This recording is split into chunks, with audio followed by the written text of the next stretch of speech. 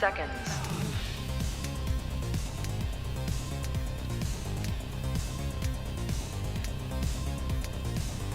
T-minus 20 seconds.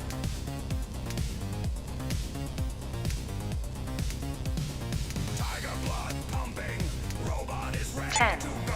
9, 8, 7, 6, 5, 4, 3, 2, 1, 0.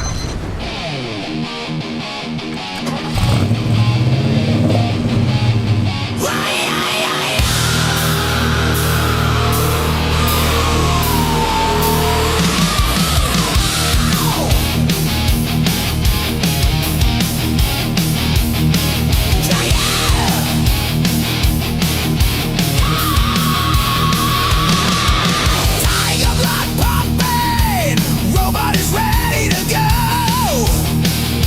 No place for land whales, because it's time to go. Trigger warning, the trigger warning show. Trigger warning, the trigger warning show. Trigger warning, the trigger warning show.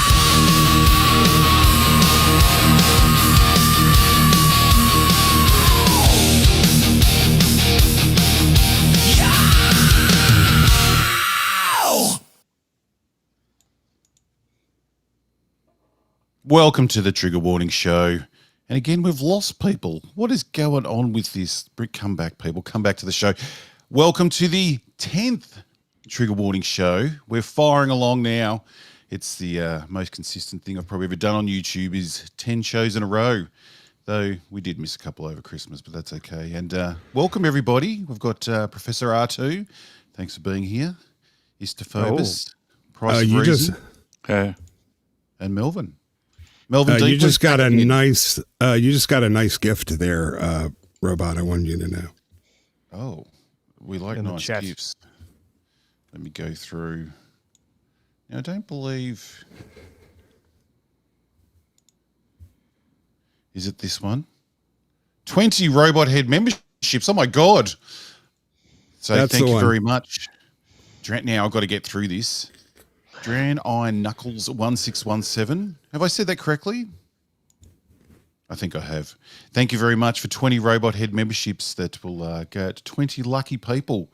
And I've heard it's always good if you keep those memberships. So if you enjoy the show, think about keeping the memberships, keeping on. So how is everyone? Have you all had a good week? Always, never a dull moment here. And Price, you're alive? Yeah, I'm here. So I'm glad everyone's had a good week. And Melvin, it's good you're here. I just wanted to bring up, if people don't know Melvin, he's got a charity run coming up, so he's very into the sport. And I saw earlier today, if I can just bring this up, that someone asked on Twitter, on X, what sport do you find so boring that you can't even pretend to be interested in it? Melvin, would you like to read your response to that? Maybe. Hold on 2 seconds. I've lost. Do you want me to read it? It's on the screen there. Me too. You do it. It's got, so you've just mentioned a couple: football, cricket, darts, every US sport, anything with horses, anything with women that look like men, curling, hockey, not ice hockey, I mean actual hockey, mincing, oops, I meant race walking, anything with bicycles, swimming, basically all the shit ones. Now, the question has to be asked, what's left? I missed soccer, but I run out of space. I don't like sport. I think that leaves rugby. That's about it. That rugby's all right. Rugby's one of the good ones. What about boxing? Boxing, That's a good one? fair. Boxing, yeah. Boxing, MMA, rugby. Florian football. You ever seen that? You're not into the curling with the brooms? What about Australian football? That's pretty rough. That's nearly It is, yeah. I played rugby my whole life, and I still can't figure out the rules for Aussie rules football or rugby. It's very confusing. Well, the Australian football is just, you just kick it around till you get it through the big sticks down the end. That's about it. There's not too many things you got to worry about. I mean, they're making it a bit softer, but it's not too bad. So I did like seeing that, Melvin. I thought it would summed you up perfectly. Just sort of sounding you are. What are you saying? What are you implying there? So but we'll bring up your run later. You can put it into the chat whenever you feel free to raise money for a good cause you're doing over there, which is very nice. A nice thing to do, which will get you out and sweating and maybe dying, which will be interesting. I haven't died yet. I've dropped it in the chat just now. We'll see what happens. Oh, very good. I haven't died yet. I don't know if that needed explaining, but I'm a bit worried about Melvin. Come on. In what way? Well, he doesn't like football, and he thinks Margot Robbie is ugly. So I'm starting to think to myself, Robot Head, play the Margot Robbie clip. Well, Margot Robbie now or Margot Robbie on Wolf of Wall Street? Dude, what's wrong with her now? Dude, we're, like the average age of the people here is that if she walked in right now and like wanted to talk to us, I'm sure that'd be fine with me at least. I can't speak for you. I'm shocked. Yeah, Like, no. I've got high standards, but my God, if she's not good enough. Right.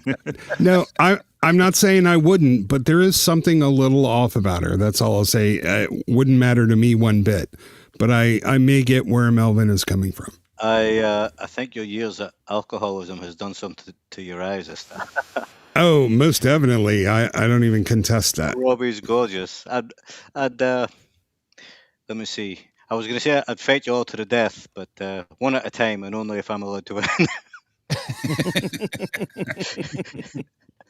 I tell you what, it must be rough being her husband the way she's promoting this new film and how much. I mean, she's a good promoter. She'll do anything to make a buck. But my God, is she going on about the guy in the film that she's done at the moment?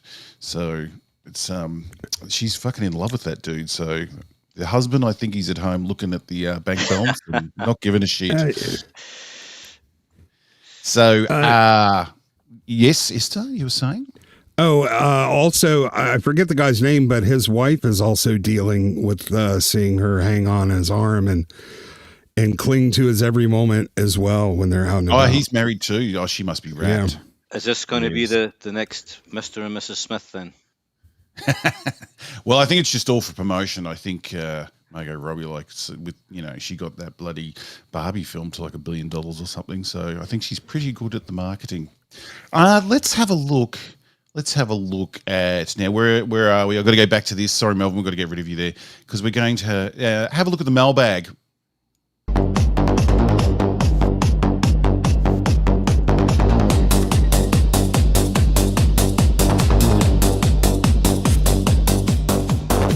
He's got the biggest bags in town, the fullest bags around.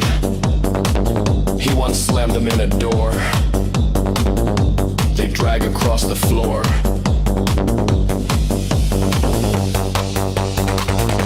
They're full of all the good stuff. Just don't you be too rough. With Robot Head's big mailbags. It's mail time, bitch. That's right, it's mail time, bitch. And thank God this is a test recording because it's been a bit rough so far trying to work out what the hell's going on. But we're looking at the mailbag now, and we had a lovely, now who sent this through? Now I'll have to explain this because Melvin wants to know what the hell's going on. So Louis Kazminski, I think is Kazminski, I'm going to fall all over that, sent this through because last week we were talking about how we'd like the world to end, and one was alien invasion. And we were talking about if they were all the size of ET and we could just kick them, maybe that would be fun. But I think, Esther, it was you, wasn't it, that was wanted every scenario to include Sydney Sweeney somehow? And Yes, but not like this. And if you're going to do this, maybe switch the head and the body. I was going to say, like the old mermaid, problem. Which do you go? Do you go head or body? So... Yeah, I'm sure I can find a paper bag somewhere. So, yeah, do the opposite. Yes. Yes, certain positions would become favourites if the head and body were swapped around. Looking into those big bloody eyes of E.T.'s face mightn't be the best way to And- go. What is she planning to do with that finger? That would be my biggest concern. Yes. Yeah, she's going to check your temperature, that's for sure. So, yeah, we're grateful for sending that through. Thank you. It's given me nightmares ever since, but yeah, I would go with the ETs attacking us with Sydney's head. I reckon that could be a fun way to see if they could take over the world and take us all out. Sean said, we'll leave her up for the minute. Sean, again, we talked about last week how he went to Busan and we made a joke about how he could, he took the train to Busan to see a film, and he said, yes, I have been on the exact train to Busan and back to Seoul many, many times, except the one time all the tickets were sold out due to a public holiday, so I had to take a plane to Busan instead. When I read that, I thought that would be a great sequel to the Train to Busan movie, Plane to Busan. Has everyone seen Train to Busan? Not yet. It's Has been on my anyone list for- seen it? For That about 100 blanks- years, it's been on the list. I've been wanting to see it for years. I always hear about it, but it's like they speak Korean or something. I know that's a shitty thing for me to say. I'm lazy. I'll get to I it want to one watch day. it except for foreigners. That's what you're saying. When it's subtitles, I need to be in the mood to concentrate for 2 hours reading. I You agree can't with be you. eating dinner at the same time. That's always a bit of a pain with subtitles. Yeah. You got to concentrate. Snacks, fine. Can't be looking down at dinner at all when watching it. So we get a lot of Asian films here because we have a lot of Asians in Australia. And so that was on at the Flicks here. I actually saw that at the Flicks. No, it's fantastic. If you like zombie films, easily one of the best. So, yeah, and then now hopefully we'll get the sequel, Plane to Busan. So I'm surprised none of you have seen it. So It's get on my out there and list. bloody do it. And Yeah. then Liam came back. Now, last week we had one that I had trouble reading, and Liam's come back to say, first, my dear Mr. Head, believe it or not, last time I was not using voice to text, and it was because of autocorrect.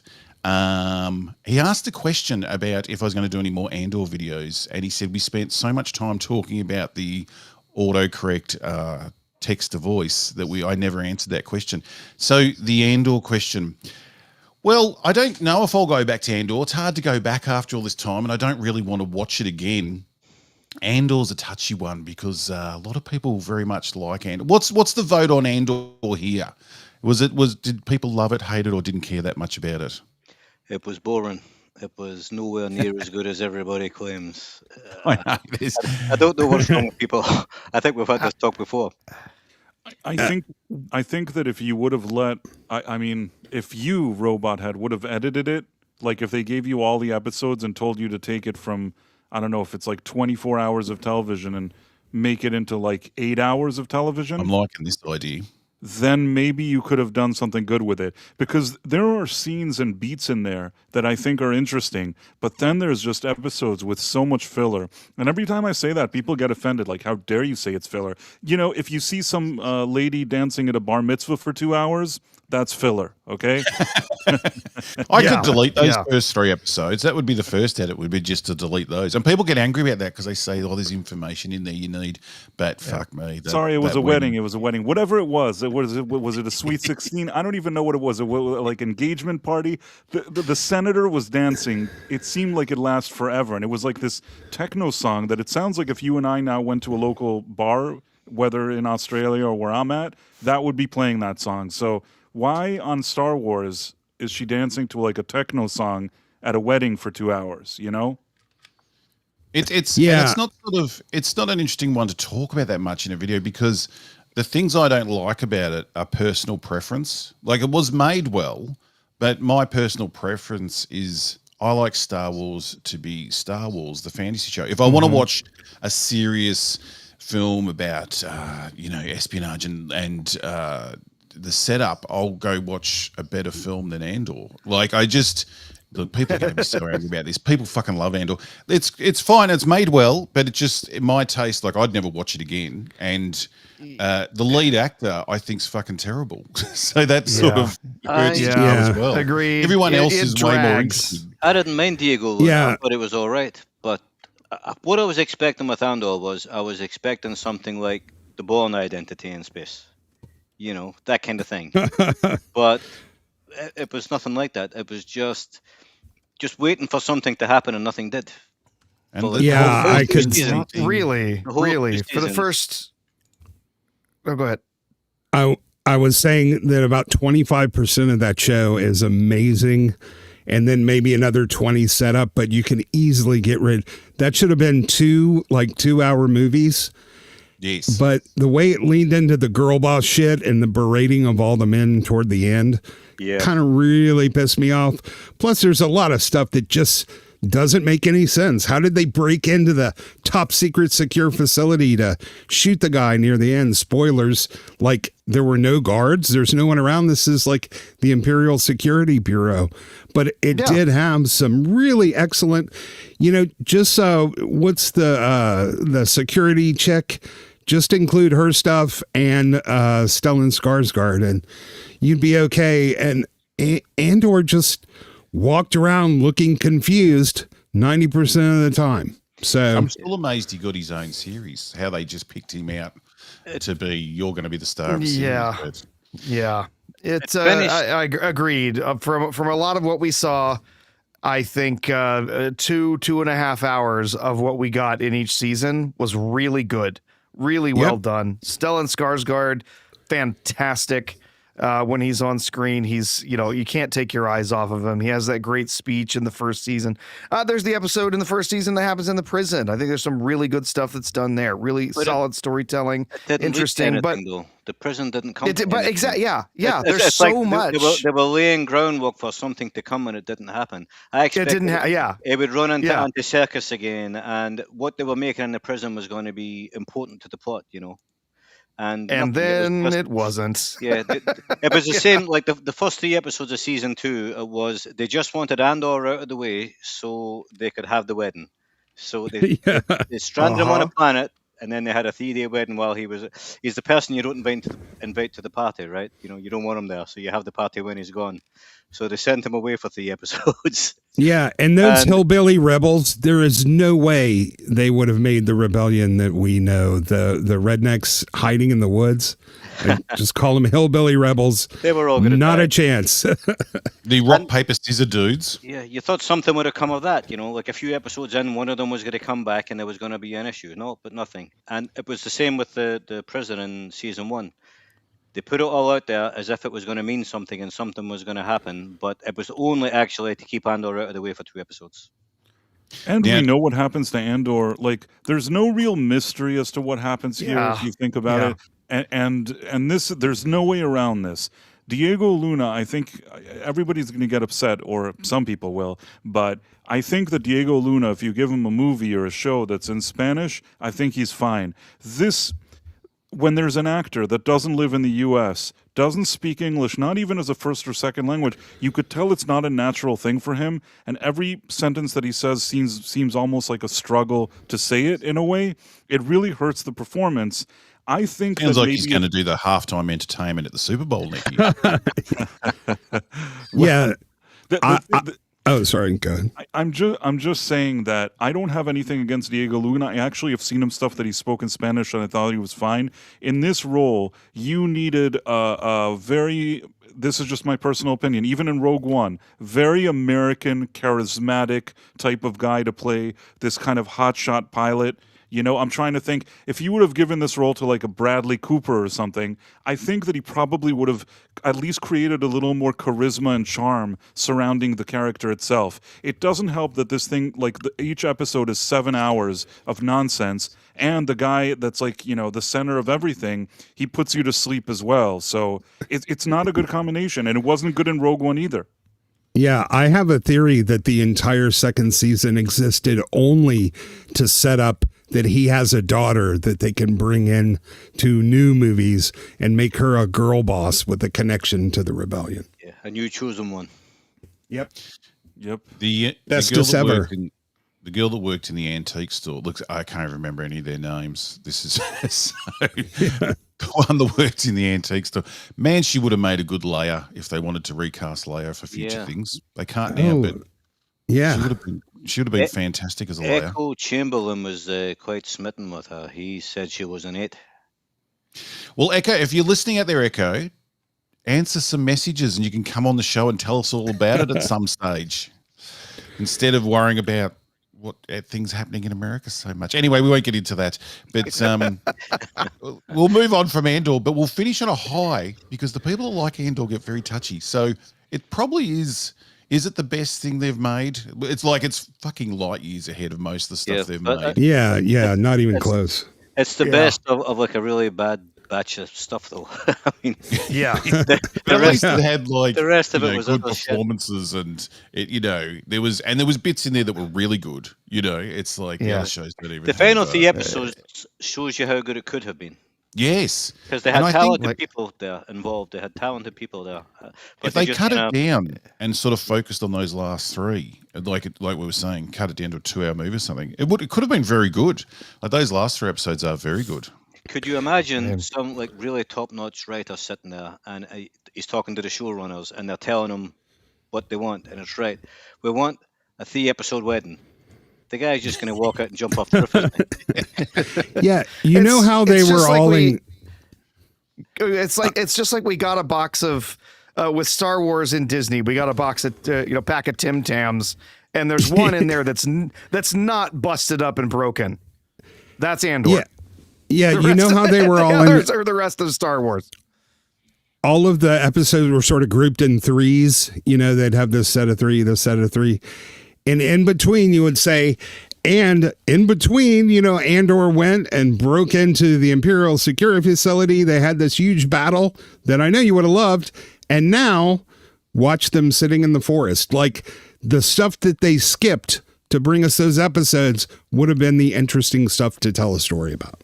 Yes, like you mentioned, the them breaking into the secure facility to kill that guy. We just see them. They're there. They kill the guy. They walk away. Like I would have liked to see that whole thing. Like how did they get in? The stuff that they used to get through the facility. There's tension there. Something's gonna happen. They're there. They kill the guy. They leave. That thing with the French resistance as well. How stupid was that? Oh, walking about God. Dressed like 1940s French people.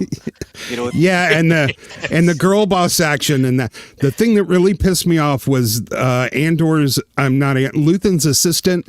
She worshipped that guy. He was like her father, and she was faithful and loyal and intelligent and cool. But there was that one episode where she had to berate him because Luthen was starting to panic like a woman, and she's like, snap out of it, blah blah blah blah blah, and I'm like. Yeah, it seems like the roles are reversed here. I'll bet it was written the other way around, and they decide to flip it so she could yell at him when he's starting to panic. It'll seem like the greatest thing ever written when we get back to Star Trek in a minute and talk about what's happening there. Andor's going to seem like the greatest fucking thing ever written. So let's move on from Andor. Hopefully, so for the question, am I going to do more Andor? I doubt it very much. Because my problems with it are more of a taste, what I think Star Wars should be and what they should have done with the show. But it's not so much what they, it's not like talking about Star Trek where there's obvious things wrong. It was well made. It just wasn't really for me, I don't think. So I don't think I'll be going back to Andor. And I don't really want to watch it again. That's probably the main reason.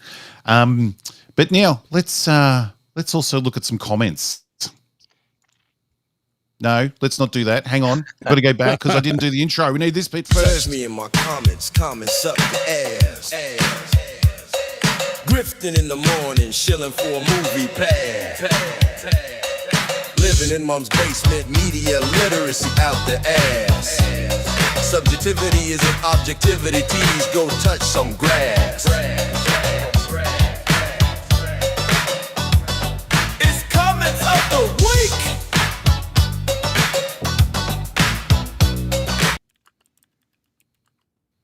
Oh, those flyboys. And so we have Fish Jones 4618. He said about last week's show, I can give you a bit of possibly good news.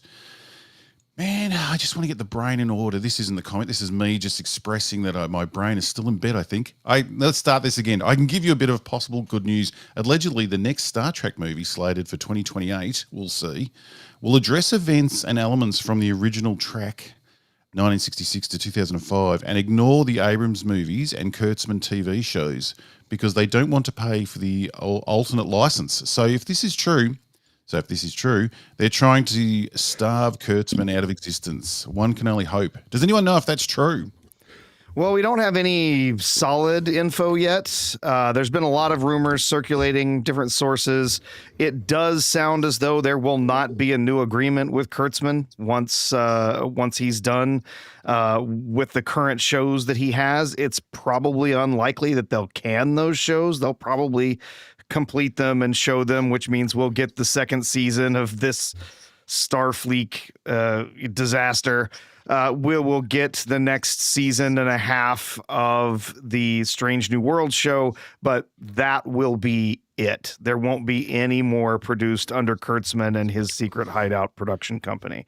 And they can't do anything. They can't actually start making any new Star Trek until his contract has lapsed, because if they start a project while he's there, he will be connected to it. So I think that means probably October, I think, is when I've heard. I think his contract is up, or maybe it's a little earlier than that. I heard it was August. Is it August? Yeah. Yeah. So no, in after that point, they can announce a new project. They can, they can start working on new films. But yes, anything that is done, at least under the current agreement as it's known, anything that would be done that includes characters, anything that was done in Kurtzman Trek, if they reference any of that, they have to pay him. They have to pay Secret Hideout. So it sounds like the plan is let his contract lapse, let the stuff he's made finish coming out, announce some new stuff once he's no longer under contract, and never, ever touch his stuff or JJ's stuff ever again. It just gets to shuffle off into its own universe. Yeah, there was a rumor that came out from one of the executives saying they have no interest in doing any of the Kurtzman stuff, but they didn't want to have to. Yeah, but they didn't want to have to deal with the burden of running all the scripts through lawyers and double and triple checking. They thought it might hinder the writing unnecessarily, but yeah, they don't want to touch it. So that's the best news I've heard. Well, that's good news. I look forward to the change of quality. Amplify 85. Cheers, guys. Great panel. Laughed a lot during this one for last week. So hopefully you laugh at this one as well. Hopefully this week we can back it up. Robot Head, please tell me that's your Falcon in the intro. The Falcon, the car. Yes. Well, the car in the intro doing the burnout is the exact same model as my car. I do have one of those. It's a 1977 XC Fairmont, not a Falcon, and it's but mine's more of a street cruiser, but it looks very, very similar. So I do like the Fairmonts. It is the body shape from the Mad Max movies, but they had mostly XBs and an XA in Mad Max. But the Intercept, well, the black Max's car, that had the front headlights of the XC. The following model, which is the model I've got because I wanted the rectangle headlights so I could pretend I was Mad Max getting around the outback. But yes, hopefully it'll be as powerful as that one in the intro one day. But also the one in the intro's got the best number plate I've ever seen on a car. And I don't know how they got it through, foreskin. So we're classy in Australia. We're very classy down here. We like to just be doing burnouts. When you're finished with that car robot, are you going to put like blades on the wheels and steel plates on the front so that you can really make it a Road Warrior car? Yeah, I'm just waiting for the world to collapse. That's why I bought it. So it's just no computers in it. It's very basic, just a big V8 up the front, and I'm ready to go. I've got the leather gear. I've got it all ready to go. The cheeky chaps going to cut the mohawk, depending on which side of the fence I'm on when it all happens. Well, when you visit the States, we'll hook you up with the appropriate firepower to bring back and stow in your car. Few ARs, grenade launcher. It was pretty true to life. There was one sawn-off shotgun, and he never had any bullets for it. So in the Road Warriors, and they all had crossbows. That's what really happened down here. So a shotgun with a Duff shell. Yeah. So yes, so. Not exactly my car, but they look very similar. But I do like that one, the foreskin mobile. I love hearing positive discussion about stuff. We do. But angry raging at trash is so funny. It's true. Two things we'll talk about tonight, Star Trek and the Night of the Seven Kingdoms. Night of the Seven Kingdoms you could sum up in like 2 minutes. Star Trek I could talk all day because it is a lot easier talking about trash than good things. Your segment songs are awesome. Of course, I put this comment in. Never cut them. And someone said underneath best music on YouTube. See, now why did I put this comment in? From YouTube, who gave me my tune of the year 2025, I'm Gonna Be a Dad. I would play I'm Gonna Be a Dad on here, but they hit me with a copyright for the video. So I need to make a new video clip for I'm Gonna Be a Dad. But that is the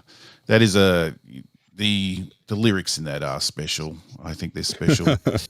Never seen this before. This for last week. This is like off-brand Friday Night Tights. And as who said this? Paul said this, and Kirsten B said underneath, is that a good or bad thing? Yeah, I don't know how to take that. Off-brand Friday Night Tights. Like, surely we offer something special here. It's not off-brand.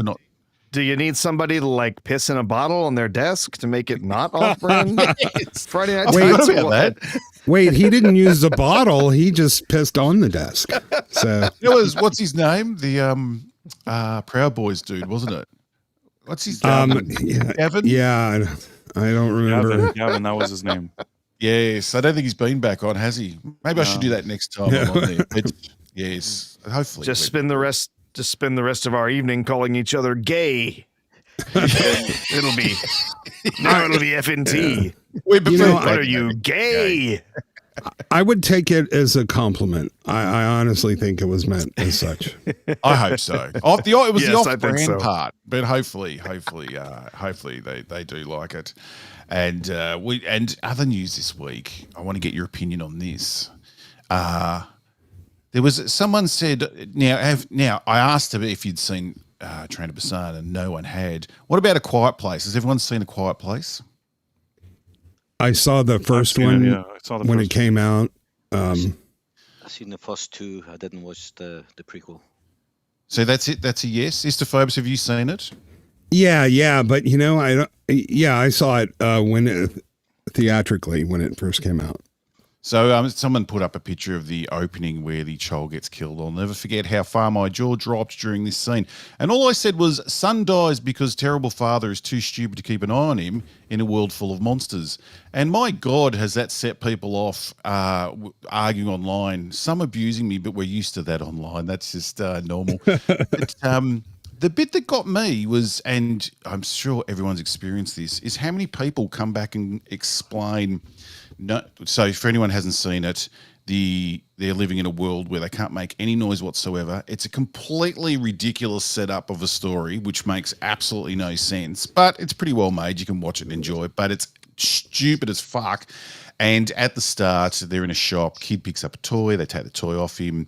Sister gives the kid the batteries to the toy plane that makes noise. As they're walking home, the kid is 500 miles behind, and he starts up the toy and bang, gets hit by an alien and killed. Now, the amount of people that wanted to just explain that scenario to me, that it wasn't the dad's fault but the daughter's because she gave the batteries to the kid that made the noise. I'm amazed how many people just literally watch the film and what's told to them is the literal truth and there's no other option. Like they just explain to you back the script as if that's the answer you're looking for. Like you missed it. You missed all that. Because when I blame the dad, look, more people agree with me, but so many people come back explaining what the daughter did and that the dad had nothing to do with it. And can anyone explain to me how people are so stupid and how this happens and how they don't think about a story, whether it makes sense or not? Yes, actually I can, because because we really haven't had subtext in our entertainment in about 10 years. And all we've had is this moronic exposition where, they're repeating everything they're doing. It's not just on Netflix. So people aren't used to sort of reading in between the lines anymore. They're not used to actually following the story as if it was real. I think even in the film, the parents feel guilty, don't they? That it was their fault. It was their fault. Yeah. Here's the thing, right? Okay, there's monsters there, right? He should have kept the boy close, okay? But just say there wasn't monsters there. They were walking beside a busy road, say, and the kid's like 100 yards behind them. Then it's still his fault, Or they're walking beside a cliff and he's 100 yards behind and he falls off. It's his fault. In any scenario you want, it's his fault. Yeah, what if he just walked off a bridge or something? Exactly. But the thing is, they would only know the parents felt guilty if they looked at each other and go, you know what? I feel guilty that our son got killed. Like, Yes. It could have been my fault. It's a stupid movie, the first one. The only thing is like, you could somehow, because it's well made, like you said, Robot Head, you can let it slide the first one. I saw it in the theater. I thought, okay, they barely got away with it. But then when they're like, hey, we're making another one, there's part 2, I said, like, enough is enough. You know, I saw that first one. I understand what happened there. There's no continuation of this story. I don't need to see any more. There's nowhere to take this story after that. And then they made a prequel. They're like, don't you want to know what happened before? No, I barely even want to know what happened in the one that I saw. Now I need to know what happened before. The stupid thing is, if the aliens were that lethal, like, everyone would be dead, because you can't be silent. It's like people saying in the comments, you do a fart in the middle of the night, you're dead. Like, they're hearing exactly. Yeah, if you snore, but I basically, I liked watching Emily Blunt, and I kept imagining how in the world would I be able to not make any noise if I was hitting that every night. Couldn't do it. But How did Jim pull that off? Oh, I didn't mean to kill the conversation. Really. Jim? Oh, was that his name, Jim? I will say that him in the office. He's a good sport, though. He once he was on some interview or whatever it is, and he said that he was at an airport, and then they saw him and her together, and I guess he said, "Oh, that's my wife," and somebody said, like, "She married you." Like, at least in the interview he said it that way, and like he said, he's like, yeah, like, can you believe it? And he was really gracious about it. So hey, at least as a guy, that's what you want to hear. You don't want to hear the opposite. Did you marry her? Like, yeah. And he does seem like a decent guy. He was interviewed on his Benghazi movie, and he really seemed kind of based. So I like the thing is, Jack.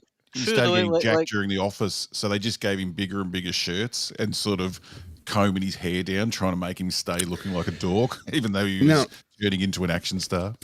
The thing is, this movie was a lost opportunity for sponsoring by noise-canceling headphones. I think they could have absolutely cleaned up. The other problem is, like, not only would you not survive trying to be silent because it'd be impossible, there's just noises come out of us constantly. The other thing is, the aliens would have been super easy to kill for the military. Like, you just, in Australia, you just have to put a beatbox out in the, a boombox out in the middle of the desert and let them all run out there and just die in the bloody heat. Or the Navy bloody attracted them out to sea, or just, I think, Melvin, you said Apache helicopters just bloody blast them away. Like, they're attracted, they're blind and attracted to noise. The rednecks, it would have been dinner every night on the table, would have been eating one of these things. Somebody literally under that, they said that their skin is indestructible, and they could only kill them when their mouth was open. But I mean, it's really like a tank. Some of them plutonium rounds or something. You know? They've got something that can kill it. There's no way a shotgun can kill it when a tank can't, whether it's or not, right? Well, that's the other problem. Modern storytelling just relies on a kind of magic that doesn't go explained because, you know, certainly nobody is thinking of the thermodynamic implications of these things. You can have a tiny little thing with infinite energy, sure, and indestructible, but somehow, you know, MacGyver breaks it with a tampon tube and a paperclip or something. So nothing really makes sense anymore. Plus, I love when they go to the waterfall in the film and he's like, we can talk here because it's noisy. It's like, yeah, you should be just living where it's fucking noisy. Like, do a perimeter of bloody diesel engines running or something and live in the middle of that where they can't hear you. Like, where the waves are always moving, where there's always noise, you know. And then, why are you trying to live in then you got silence? habitats. Yeah, or build some siren boxes and put them over there and have the siren go really loud. Then they won't hear crap what you're doing. That's actually how normal people, they know they can't be quiet. The idea is to distract. It's just like, it's the same with, you know, it's hiding a tree in the forest sort of thing. So there's lots of ways you could make waterfall type noises. And it didn't make sense, but it still wasn't the most horrible movie I saw that year. No, but far from it. But it's awesome, just upsetting because the comments are still going flat out. And all I have to say is he's a terrible father. And they fucking just go off again. Like, what are you talking about? He's not a mind reader. And it's, you feel like saying, look, you don't have to be a mind reader to not leave sharp knives out in front of kids or a loaded gun. Yeah. Like, you have to be a bit more on the ball with these things. But here's my question. How can I know absolutely that everybody who got upset at your comment probably has Ukraine flags in their bio? And I'm not going to say the other, like, exactly who those people are and all the other things they think and believe, which is funny because they sort of believe that, men shouldn't be fathers anyway. So I don't know why they took offense to your comment. Yes, it's probably because I thought, the man could actually do something, and that really upset them. A lot just went, what about the wife?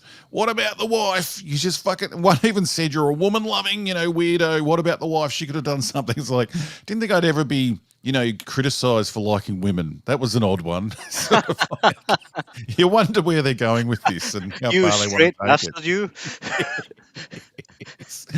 Yes. So, yes, if you want entertainment, go over to my Twitter or X and you can join in the fun there because they're quite easy to stir up. But it just shows, it doesn't matter what you say about anything online, many, many people will get upset about it. Now, price, can I get, actually, just before we move on, let's just have a look at these. I'm bringing this up again, the 20 robot head memberships, because I was afraid I didn't thank them enough before. Thank you very much for that. That's very generous. I've also got, now the coffee. Everyone keeps telling me how to pronounce that coffee. I got a member on there and some donations there too, which was lovely of people. So thank you very much. Very much needed at the moment. People bought you coffee, Robot Head. Yes. Yeah. Did we mention how great that app is? It's very smooth, easy to use, and seamless. Ko-Fi, go do it now. If somebody bought him a coffee, I'm happy. Even though the app isn't my cup of coffee, but if they bought him a cup of coffee, listen, it's fine. shut the fuck up, Price. Just stop going on about it.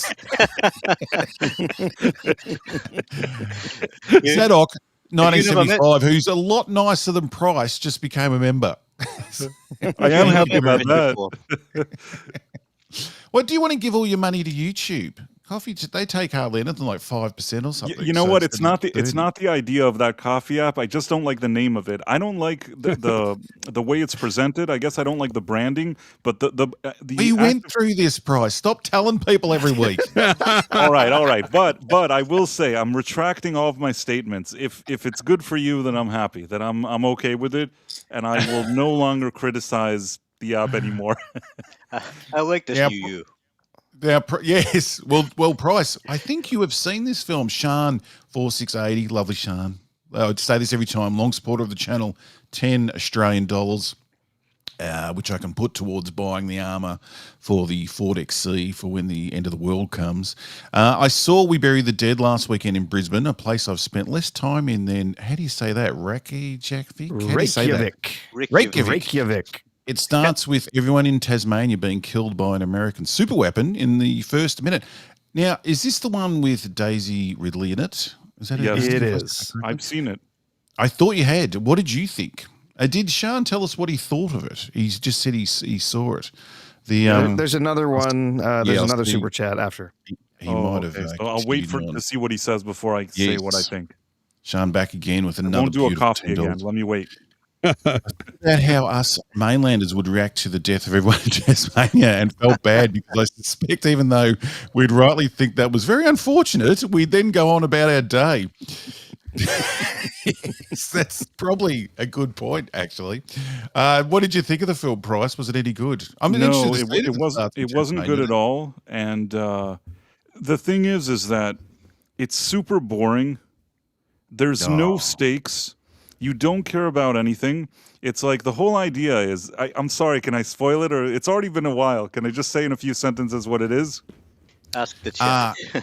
Yeah, I'm cool with it. Is everyone else cool with him, Price? Just wrecking? I mean, he's destroying any chance I have of raising money, so you may as well wreck the movie. Go, Price. Okay, you can't spoil garbage. Basically, what happens is that her husband, Daisy Ridley, whatever her character's name is, she's Daisy Ridley. Her husband is there in Tasmania or whatever it is, where this thing happens. that some weapon kills all the people and they all turn into zombies or whatever it is. So she goes over there and she's like, I want to help you find bodies. It's like, why would they let her help find bodies? The military is there. Why would this lady who's like grieving for some guy, supposedly, why would she be joining them to find bodies? The whole thing doesn't make sense. Then you have like one guy trying to essay her in some point, which is also very weird. And then at the end, she finally finds her husband, and you discover that one, she was having an affair on him, and two, there's this other guy with a bicycle, so now she's like banging him in the same location where she found like her husband's body. And then at the end, like she did it because he had a bicycle, and then there's this guy that's got a bicycle. She starts rooting him. it's like a bike. Wow, it's like a motorbike or whatever. But you know what I'm saying? Like he has like a motorbike, and she's like with him, and now he's banging her. And then as they're like driving around, because now he's banging her, she sees a zombie and suspects that the zombie just had a baby. So she goes and she finds a baby that the zombie had, but the baby is human. And then she looks at it as smiles. And the movie ends, and I'm like, this is like the worst movie. This is the worst zombie movie I've ever seen. I hate that ending. Can I ask you guys a question? When's the last time you've seen a movie or a television show where the wife hasn't cheated on the husband? Nothing. The wife, is always cheating. You can't trust them. I noticed that. And I'm one of those women-loving people, those weirdos. So, that's what I was accused of being. And I'm just a fool. That's all I am. Where do you get these new fancy ideas, Robot Head? Was a man and a woman going jiggy? Well, what's going on in that head? I too had to come out. I too had to come out as heterosexual last year, so I understand. Come out? Yeah. Yes. What? That could be the only film that's started in Tasmania. I don't think there's ever been a film that's been. Oh, we had two miners trapped in a mine down there at one stage that they dug out. So I think there was a film about them. They were under 18 or they dug for shit? They were digging holes in the ground and they were over 18. Tasmania. They were down there for days. What do you call it? Young Einstein was in Tasmania, wasn't it? When was it? Yeah, young Einstein might have been in Tassie, actually. I didn't think that. I thought it was in Queensland, but I think you're right. The miners said they liked Foo Fighters, so the Foo Fighters came and did a concert for them after it. And it's become a regular thing. They were just here about a week ago doing another concert in Tassie. They just come all the way to Australia, do a concert in Tassie and piss off again. So, and no one goes down to it because we don't like to visit Tasmania, even though it's meant to be very beautiful. So poor Sean there who watched that, he was the one that's actually been on the train from Train to Busan. So I'm sure that's a far better film than no one else has seen. We have here Jacob, WD-40. Oh, I bet he's lubed up with the WD-40. 10 for the 10th show. Thank you very much for the 10 for the 10th show. That's a good idea. Everyone should do that. Keep it up. Just in time for my second shift at work. Going off 2 hours of sleep. What you got for staying awake? I personally prefer uranium, but I'm all out. Jeez, Jacobs goes hardcore if he's going uranium, unless that's the name of some power drink that I don't know of. But just remember, next week it needs to be $11. Yeah, yes. Make a note.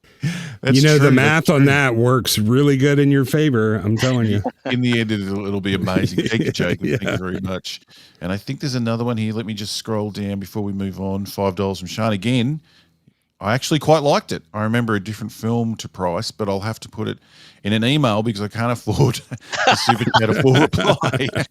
Oh no, I did a coffee thing again. Sorry, Shan, it was great. It was a great movie.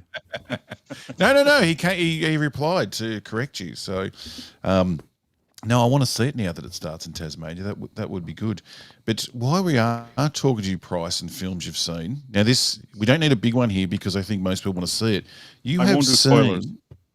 You've seen this, haven't you? Good luck, have fun, don't die. Is that correct? Yes, did you guys see a sneak preview? Yeah, I saw like an early screening. Can you give us an opinion without wrecking the movie? The opinion is this: you could tell that it's made by a guy who's not an idiot. Like it's not a poorly made movie, and you could tell that there's even some kind of enthusiasm and ambition. And I don't like where this is going. I feel Price is building up here to pull the rug out. Yeah, so I get that same. Yeah, It's the not kind made of by an movie. idiot. I'm the target audience for this. Kind of quirky and interesting, time travel, all this stuff. This is exactly what I like. And yet still I sat there and I'm like thinking, oh, this probably should be better than it is. There's a lot of things, and I think I tried to explain it. Maybe I tried to explain it to the professor the other day, is that the time that's quote unquote the present, and I don't think this is a spoiler, I won't say anything beyond that, it's sort of so loopy and weird that it doesn't feel like our time in the present. So if the present doesn't feel like our present, him coming from the future feels something disconnected from me as well. If I can't see the stakes, and if it doesn't look like he arrived from the future in our time, in what I recognize as our time, then the movie doesn't work the same way for me. And the other thing is, I feel like this Gore Can I ask a Verbinski- question about that? What'd you say? I just want to see if I'm understanding what you're saying. What about Bruce Willis and 12 Monkeys? The whole thing is based around that they don't believe that he's from future or past or what's happening with him. Do you think, can you get away with that being part of the story, or is in this movie it just doesn't add up? Okay, I love 12 Monkeys, but the reason why 12 Monkeys works is because it starts off, we see some lady lecturing in our day, in present day, and she looks like she's doing a lecture that you and I could possibly attend. But what is interesting is the guy from the future shows up, and that's the part that's sort of like a surprise, and people don't know if he's from the future or not. Now, in this case, the future that they show is so like the present that they show versus the lady's lecture in 12 Monkeys, whatever they show as the present in our world doesn't look like our world or the present. It's so kind of offbeat and weird that it almost feels like it's a parallel universe. It's not our world. Do you get? That's a problem if you're doing time travel, isn't it? And someone's coming back. If they're not even coming back to our world, what are we connecting to in this film? It's sort of like our world, but not exactly. And this is the part that bothers me, that it's like if something needs to be grounded, or else like it's all just a mess. And I think that that's the feeling, that there were some interesting ideas here, but tying them all together in the way that they did feels messy. And the other final thing I'll say is it's obvious that there's certain messages, and this is, I don't think I'm ruining anything, about like the technology in our lives today, like in the real world and stuff like that. It has some kind of messaging about it, and I don't mind that it has this messaging, and I generally agree even with some of the messaging. The problem is it's so heavy-handed. There's not even a little bit of nuance that it just also... It seems very simplistic. So all of this stuff together isn't that good. I do like Sam Rockwell. I do think that there's moments in this movie that I enjoyed. And overall, there's worse movies that I've seen. But I walked into this wanting to really, really like it. I was rooting for it. And I just kind of walked out thinking, well, whatever. He's enjoyable to watch. One of those people that's enjoyable to watch, even in something terrible. Like Yes, he just he does is. that. He can just carry it. I do like the poster. I like that they're going back to some more old school posters, like the floating head poster. We're getting less and less of, like the Star Wars poster, and we're getting some more interesting designs. it looks very Terry Gilliam-esque for the poster. VHS cover, isn't it? It's like an old 80s VHS style cover. Yeah. Yes. Yeah. Yes, it is. The good old days where the covers in the video store were usually far better than the films. So, Yes. you missed that all the was- new releases. They were gone, and you just scan in covers, and there'd be some amazing thing with a fucking dragon and a guy with muscle all over him, and none of that's in the film. Remember the cover of Deathstalker compared to the actual movie? Yeah. I can't remember. I need to look that up. I'll probably still go see this, but I'm not going to lie. It's a little disappointing to hear Price's take on the movie, because he's pretty spot on for what I like in a movie. So I remember that Deathstalker cover. I did just look at it.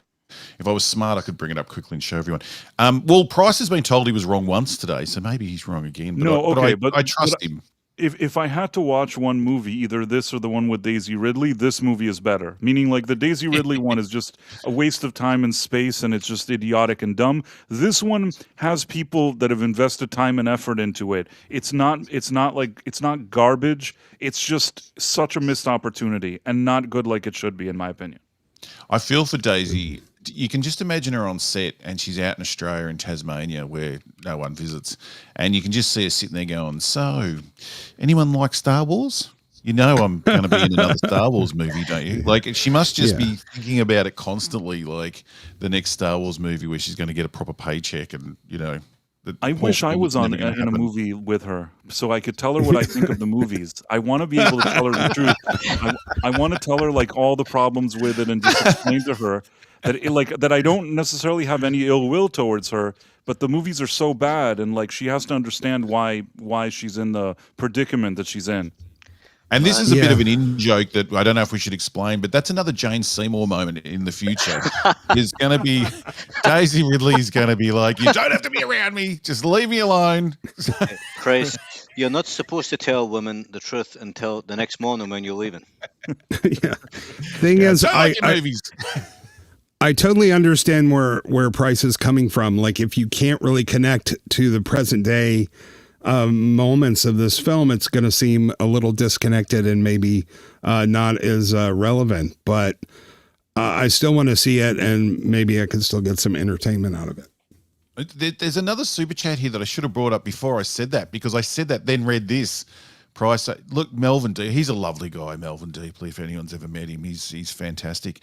£5. It's like $50 here. Price, I know you have another good celebrity story you've not told us. Maybe I should have got Melvin to read out his own comments, saying he's right here. Now's your moment. Your people are weary and have not eaten. So, yes, well, we just heard what he's going to do to Daisy Ridley, so, you know, we're going to avoid him. Yeah, I'd spend my time a little different with Daisy, to be honest. And am I supposed to tell a story or should I not? What should I do now? Tell us. We know you've got one. We know you have. Just get it. Come on, get it off your chest. I don't know if I've ever told it before, but once I was. I don't. Look how quick he is to go. He doesn't even need the second. Come on, he's just straight in. No, with Melvin, it's not going to help me. If Melvin, plus he did a super chat. I mean, I have to abide or whatever. But what was I going to say? So I thought about this the other day. I don't know why I remember it. I was like at an event, and then there was this kind of cocktail party. I used to get invited to weird cocktail parties. So I was standing online, and the guy Bryce, next to me. I know why you're not invited anymore. It's from telling actors what you think of their movies. They never invite me anymore. Like but the thing is, it was like one day there was like a cutoff. Somebody like stopped inviting me. I feel like somebody complained, but that doesn't matter now. Because when you went to Tarantino, what's with the feet, buddy? Like the films are pretty good, but what's with the fucking feet? You know, when it's a guy that I think his films are great, I never would have said that. You know what I mean? Like, I would have just told him that he's great. I would have never said anything like not good to Tarantino, because he is Tarantino, and I really like his movies. But although I did annoy Bryan Cranston, and I did like him in Breaking Bad, but didn't mean to annoy him. But that's a different. Did you tell him something he did you didn't like? I told him, okay, so this will be my story. I was at a premiere. I probably told this to the professor before, and unfortunately has to hear it again. I was invited to a premiere where Bryan Cranston was in this indie movie. The indie movie, I went and I was so excited because like it was, I liked him in Breaking Bad. So I'm like, great, it's an indie movie with Bryan Cranston. It's like he's going to be there. There's like this screening and like a cocktail party, like all the stuff that, of course I enjoy being at an event like this. So I went there and I watched the movie, and it was one of the worst movies that I've ever seen in my entire life. For like 2 hours, he's sitting in an attic. The whole plot of the movie is he fools his wife, and she thinks he's dead because he went to the attic and never left the attic. And for 2 hours, he's sitting in an attic for years. He's just sitting there. And like, you just see him sitting there talking to himself for 2 hours. And I thought to myself, I don't know how this movie got made. Hell. So the movie, this is a real movie. He's sitting in the attic for 2 hours. Then there's a cocktail party, and I see him, and I'm like holding a drink. He's holding a drink, and everybody's like saying, "Brian, you've done it again." Everybody's like, another winner. And I'm thinking to myself, no fucking way is this a winner. So I stood next to him, and everybody was complimenting, and I didn't compliment. I didn't say anything. I just I said, you know what? I wanted to tell you something, because I have this friend that would always tell me that if I ever see Bryan Cranston, I should tell him that he should collaborate with the Coen brothers. So I told him, listen, I have a friend that always said, if I meet you, I have to tell you this. He's like, okay, what is it? I'm like, you should really be doing movies with the Coen brothers. I think that like you and them, that's like a good mix. Now, I guess people told me that it seemed like I was saying that the movie that he was in now wasn't good, and that's the reason why he has to be in a movie with the Coen brothers. All your I dad didn't- was, instead of that shit I just sat through, you should work with the Coen brothers. If you would have seen the movie that I saw, you would have felt the same way, and I was trying to help him. So, like, he looked at me and he's like, great, I'll talk to my agent. But he said it like the way he talks to Jesse, like when he gets annoyed at Jesse. And then, like, he did as if, like, he and I are doing a cheers, but the cheers felt like aggressive. You know what I mean? Like in 2 seconds, like Heisenberg was going to break my cup. You know what I mean? It was like, it wasn't like a fun cheers. I could tell that I annoyed him. Yes. Was that when the invite stopped? No, that wasn't the last one, but there weren't many after that. I think there were still a few I got in there somewhere, but something happened at some point, and I assume that somebody said something, to somebody, and that was it. Well, like what you did to him and, pissed him off, I'm gonna now tell you something that pisses me off. But first I have to, explain this.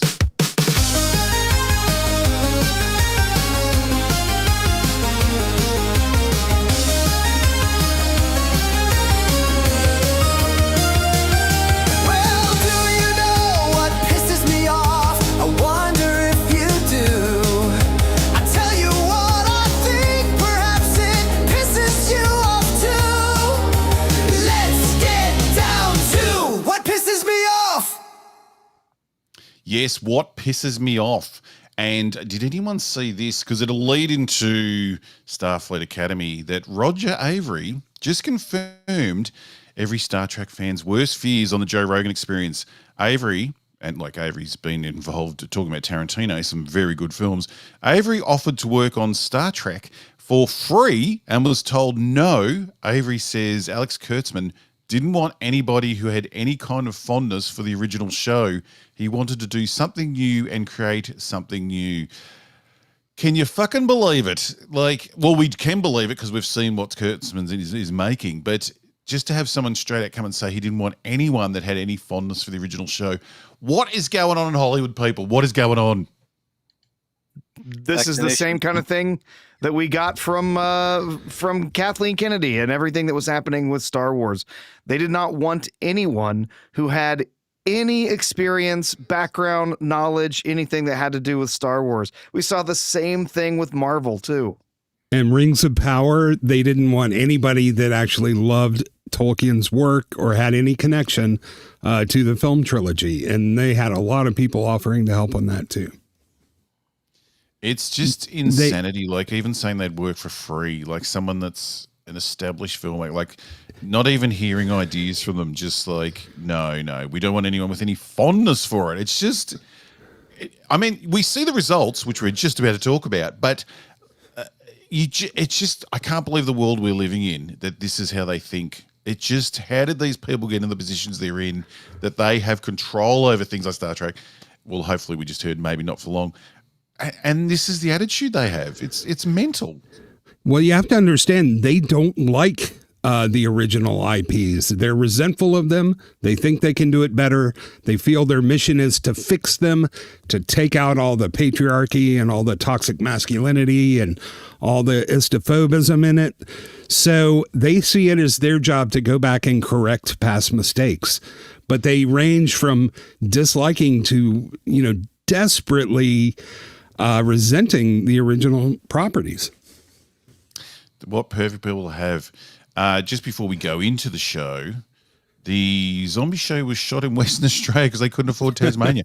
Western Australia's a desert, and Tasmania is like a rainforest, or like a very wet forest. So it'd be interesting to see how they made West Australia look like Tasmania.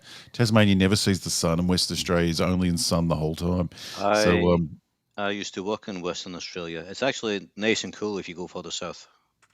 Well, they get that breeze in every afternoon off the ocean, don't they? It's it gets a bit nippy actually in winter.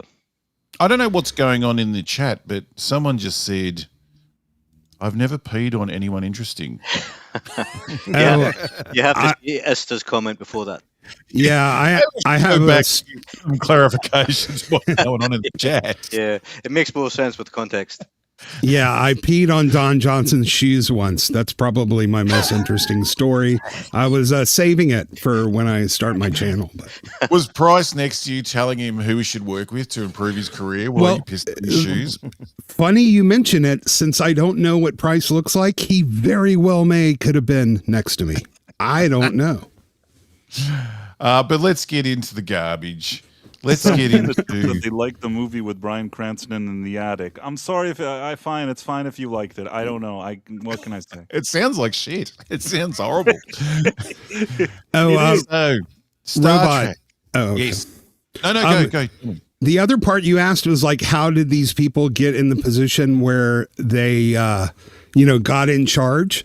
Well, this ideological indoctrination in the colleges, and once you hire the low-level people, they're the ones that filter the resumes. They're the ones that read the first scripts, because, execs don't read a script until it's passed along, through their readers. So even though they're low-level, all of a sudden they have a lot of power in filtering information about what goes up. And the next thing you know, entire middle management is all woke. It's fucking sad, and the results are Starfleet Academy episode 6. My God, I mean, last episode 5 was fucking unbelievable. Watching that thing. Yeah. So at least it starts with a sex scene. Hey, if you can call that sex. Oh yeah, it is the most boring, uninteresting depiction of sex on any media I've ever encountered. What was weird? So episode 6, have we all seen episode 6? I think we have. I think everyone's seen.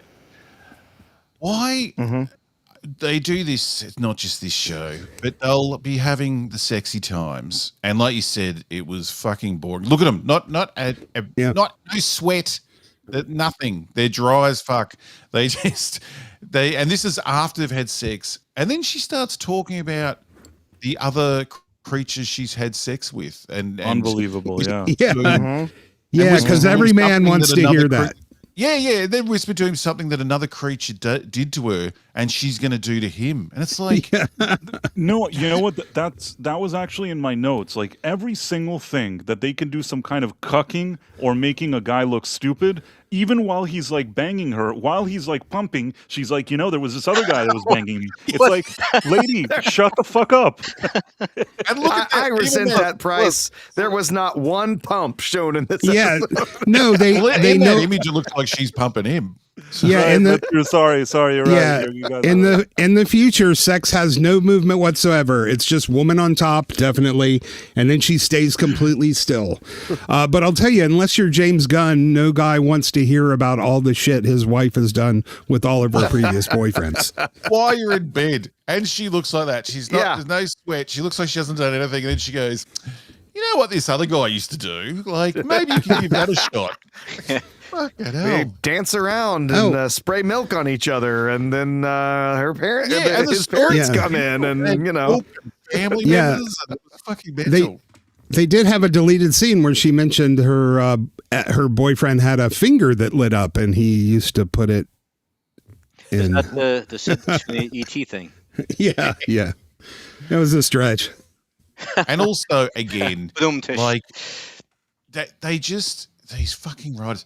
What age group is this show aiming at? Because there's everyone's called an arsehole. The language in this episode was fucking unbelievable from the villain. Just every line he had was about arseholes and sphincters and fucking taste. We don't like that language on this show.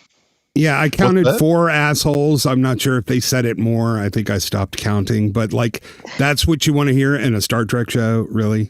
Right, no, not only that. The second he arrives, he's like, "Hey, boo. Hey, bestie." I'm like, "Oh, come on." That's like, how am I supposed to take this guy seriously? And he just keeps, I don't think he's a bad actor, but you can tell he knows they gave him a crappy script, and he's just trying to like do an over-the-top villain. And it's so awful. It's just really awful. And during this sex scene, they go, well, this happens in their mind. They go to this field. How fucking shit does that look? Like, it looks like, I don't know, like a bad sci-fi in the 90s when CGI was just taking off and no one knew what to do with it. It looks fucking terrible. It's like they're fucking on a yellow sweater. Really close up. Like a gigantic yellow sweater or jumper, as you guys say. Ista, I have a question. Sure. Okay, so you're sitting watching this episode, right? And you got your little notepad out, or maybe it's a big notepad, I don't know. And you decide you're going to take a note every time they say the word asshole. And what I want to know is, what were you thinking? It's like, this is the one. I'm going to see how many assholes I can tick. I keep track of the anachronisms, like the really modern day-isms, the stuff, like he said, like flipping the bird or getting nabbed by the cops, that kind of shit. Yeah. So I just noticed asshole and I just put check marks next to it. But then I was in the bathroom while the show was playing. I'm like, fuck it. I'm not going to. Paul Giamatti had, he's an alien, right? But he had so many Earth phrases from today. Oh yeah, yeah. He's a hybrid alien. The sound of music, the sound of murder. Whatever, yeah, well, and they're all hybrids. Nobody can be an alien. Everybody in this show is a freaking hybrid. But then they described the baddies on the ship. They said, what do you know about them? That they're hybrids or they're half breeds or something. I've probably got it. Yeah, they're furries. Everyone in the show is that. There's no one that just one fucking species. So the only thing they knew about these aliens was that they were a mix of two different breeds. It's like, well, fucking every single person in the show is. Like, that doesn't tell us anything. Yeah, except they're part human, part bat, and I would like to see how the fuck that got started. Oh, fuck me. It's COVID, isn't it? That was the flea market in if they had said they were vaccine mutants, I actually would have bought that. When they started talking, the aliens, I thought it was Saw Gerrera. No, he's much better. Sounded just like him. I wrote down Paul Giamatti, the first few things he said. I've written them all down because I've got to get him into a video. I'm wanked and spanked was how he introduced himself. Yes. Which I thought was interesting. I'm wanked and spanked. So it sounds like something we'd say in here, not so much in Star Trek. Slippery cat piss aftertaste when he was drinking the drink. And ball clenching sphincter puckering pain. Yeah, it sounds like he was. Yeah, it sounded like he was describing Caleb's sex scene that happened right before. Maybe he meant his cats. How does a creature? These are the bad guys. How does a creature evolve to be in constant pain the whole time? And with all their technology, couldn't they fix that? It's everything's such a reach in this fucking show. Yeah. Well, if they sent him some aspirin, the episode would have been really short. So and all drugs in the future. Listen, I can't imagine that they have analgesics of any kind in the future. Yeah, at least they have hypos that don't hurt now, but the point is, anything you try to make sense, it's just going to hurt your brain. This is a Lovecraftian nightmare of bullshit that punishes people who try to make sense of it. Even this scene here too, I need explaining. I've got to pause this. Hang on, because I want to. First of all, they're training in a junkyard that has ships that have. The whole crew was killed, and now they just use them for training. Which is decidedly bizarre because let's go back. Let's remember. By the way, half the plot of this episode was just ripped off from Star Trek II: The Wrath of Khan. But they're on this training mission where they go out. They're going to do this thing in this extremely dangerous situation with this ship that's damaged, whatever, not functional. In the original Star Trek films and the original series, they went on these. First of all, they did a lot of their training in simulators. You see that at the beginning of Wrath of Khan. And then they go on a training mission because they have to do that. In the future, they have holodecks.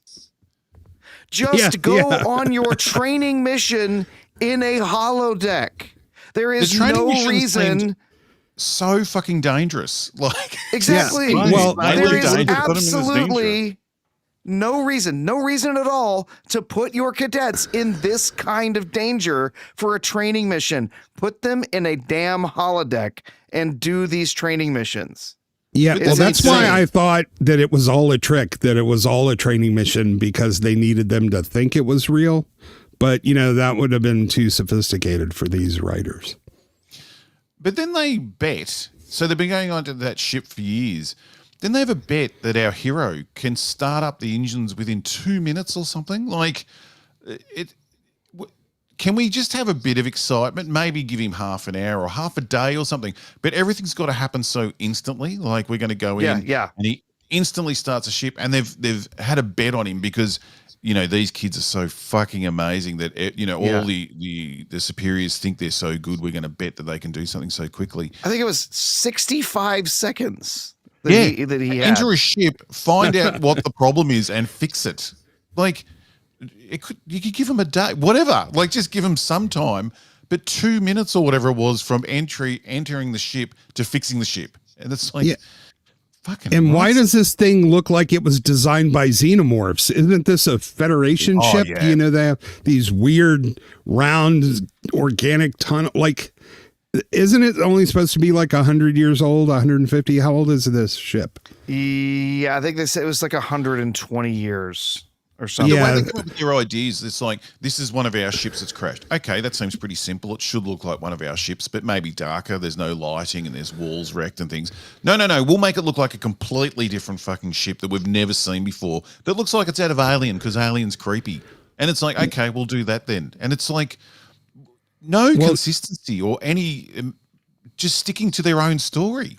Well, they had to put this in because they got so much grief after the burn that, you know, the Romulans use singularity drives. This is their way of explaining why they just didn't switch to them. Well, we tried it once and it blew up. But if you're having a catastrophic failure of a black hole, it's going to look a lot worse than that. Yeah, but it is. I believe this was just like a little retcon to say, so that didn't work. We could buy some Romulan ships, or how about we'll just not go anywhere for 150 years. So this was their way of fixing a huge plot hole. That's all. Did you like at one stage they said that another team of students nearly fixed the engine, the drive, but they just ran out of time. So no one went back to continue their work, or they didn't give them more time to fix it. It was like, you know, they looked at their watch and went, class is up, we're finished for the day, so let's go. Like, yeah. And they didn't get that going again. They didn't unfix it, because if this is a training mission, you don't want to leave it almost fixed, because then you're not training anybody for shit, right? They should have brought it back to what it was before. This scene here where he was our hero, what's the hero's name? Caleb is criticizing the Federation. That was all propaganda, because they're talking about comic books, I believe, because they're going to try and sell some comic books, I guess, from this show. And he's ripping on the Federation, and that guy's like 2 feet ahead and can't hear a word he's saying, just has no idea that he's walking right behind him, criticizing everything they're about to do. But he's literally training to join the Federation to become an officer in Starfleet, but he's decrying these books as propaganda, and that what they were doing. Colonizing bullshit. He says, like, feel good colonizing ridiculous. bullshit, brainwashed poor kids. Yeah, and I want to mention I'm still using a scanner from the 1990s, and it scans faster than the ship's computer does. We will get to the comic book. That was just fucking unbelievable. Again, here, Big Brother Starfleet. Price, what did you think of this show? What did you think of this episode? I thought that the only good thing I can say is that I think that episode 4 and 5 were worse than this. but that's really not saying much. It's the best thing you can say. It's the best thing I can say, because at least, you know, there wasn't the whole ruining the Klingons or the hologram girl focused episode. Seemingly, this had a little more of a, like, sort of trying to do a real Star Trek episode, but not really, because it's written by idiots. But they were trying to make it more regular. They just couldn't pull it off. What the hell is this woman doing on the ship? The one that ate her own com. Well, she's supposed to eat all the comm badges that people leave around. She's sort of like the litter picker up or cleaner. You know what? And she just flips out when something goes wrong, like has a complete panic attack, and they have to take her off the bridge. It's like, you're out of the school now. You don't belong here. They you need to move on. Oh, sorry. No, go Price.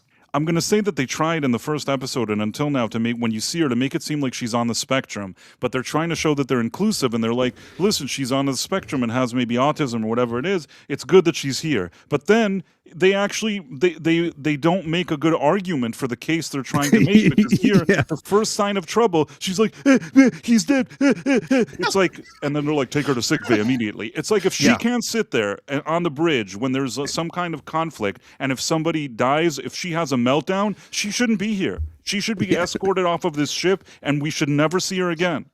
Well, that's how they portray anybody. That's how they portray everybody they deem marginalized in the most tokenized, insulting way possible. Like, they never show, there are plenty of people in the spectrum that would be very good at this job, but they don't really know anything, so they don't know how to show that, and they don't know how to write that. They could have had Sheldon from Big Bang Theory. He'd have been great on that. Here he is here saying they're human alien hybrids. Yes, every single person we meet in this bloody show is a human alien hybrid, unless they're a computer program that's walking around for some bloody reason. The I do like the captain too. There's so many shots where she's just looking frazzled as fuck, like the hair's messy, and she has no idea what's going on. Look, this one's an asshole. Can imagine she's in charge of the situation, and every time you look at her, she's flipping the fuck out and depressed and looking like she doesn't know what's going on. It'd be the scariest school experience you could have. Well, they're totally incompetent, and they sort of show that they are. But I do agree with Price. Like, there was an actual story in this, but it was executed with total incompetence. So it's kind of like saying, yes, this torrent of white-hot diarrhea was slightly less painful than the previous torrents. Are you sure you don't have a little Klingon in you? Yes. Would you like to? Would you like some? All I wanted the twink to say was, well, I did have a little bit in me last night. It just fucking, they could have had a little laugh together. And then say, Badoom Tish. Gotcha. Look at the camera and say it. Does Gaten like want to sleep with Space Caleb? Is that a thing they're trying to set up, or is he? Because he seemed jealous when he mentioned that he was banging Rachel Weisz. So yeah, he did seem weird. And then the lizard guy that bangs everyone seems jealous that the Klingon is rooting the twink. So as long as no one has any morals, and we just promote that sleeping around's the best thing ever. Guys, girls, aliens, animals. It doesn't matter. Just as long as we're pushing that, that's what we need in Star Trek for the kids to enjoy. As long as you're getting your end away, things are good in Star Trek. Yeah, this is like a kind of. I think the best way you could describe this, it's like the fever dream Ezra Miller would have after he's seen like The Fifth Element or something. It's exactly, the language just does my head in. I do not understand the writing. You just know how pathetic they are with the lines they get in and what they think is cool, or how they think tough people. Like, I don't think Clint Eastwood swore in one Western movie, and maybe did, but I can't remember him really swearing. But here, everything's about it's the soy-filled writer's version of tough talk. It's assholes. And piss, and it's all just this pathetic sort of version of just what they think tough is, or what they think masculinity is. It's all just rough and crude and just fucking horrible. I think they want him to be some sort of like unhinged, villain, that he's sort of like not all there, like almost like a Joker kind of thing. I think Disbrew mentioned that in his video. Like they're going, so he's supposed to be slightly insane and unhinged, but the actual dialogue itself, it doesn't work. It's terrible. And they want him to be Voldemort, right? Isn't he supposed to be Voldemort? Yes. I had some sympathy for his character, like at the end when he was giving Holly what's-her-face a telling off and saying what he thought. I'm thinking, bang on, he's right. I don't blame him. But they don't even know how they're trying to build his character, because at one stage they're like, we know you supply food and that to, planets in need. And it's like, I thought that's what the Federation would be doing, but apparently he's doing it. And then he's like, cut off sending items to this certain planet, so they have to get them off me. And it's like they're trying to do that thing where really he could be a good guy deep down, but we know he's fucking not, because he's just an asshole. Well, and they do repeatedly try to give us this thing that we see in all media today, where he's a sympathetic villain. Like, he's the bad guy because bad things have happened to him. Like, he used to get beaten by his dad. So him being a bad guy, like, it just explains why he's evil or why he's a villain. So yeah, they try and do that crap over and over again as well. And it's just irritating. Yeah, because they've lived such sheltered lives, they honestly don't believe that real malevolence exists. That's why they want to let everyone out of jail too, because they don't believe that there are actually truly evil people, only misunderstood. And if you just smile and be nice enough to them, they won't stab your heart. Without getting political here, I'll say that I'm sure that a lot of these writers, there's certain organizations in the world that are mostly considered bad, but they probably like those organizations, and I'll leave it at that. Take it too politically. Yes. We don't want to get in trouble.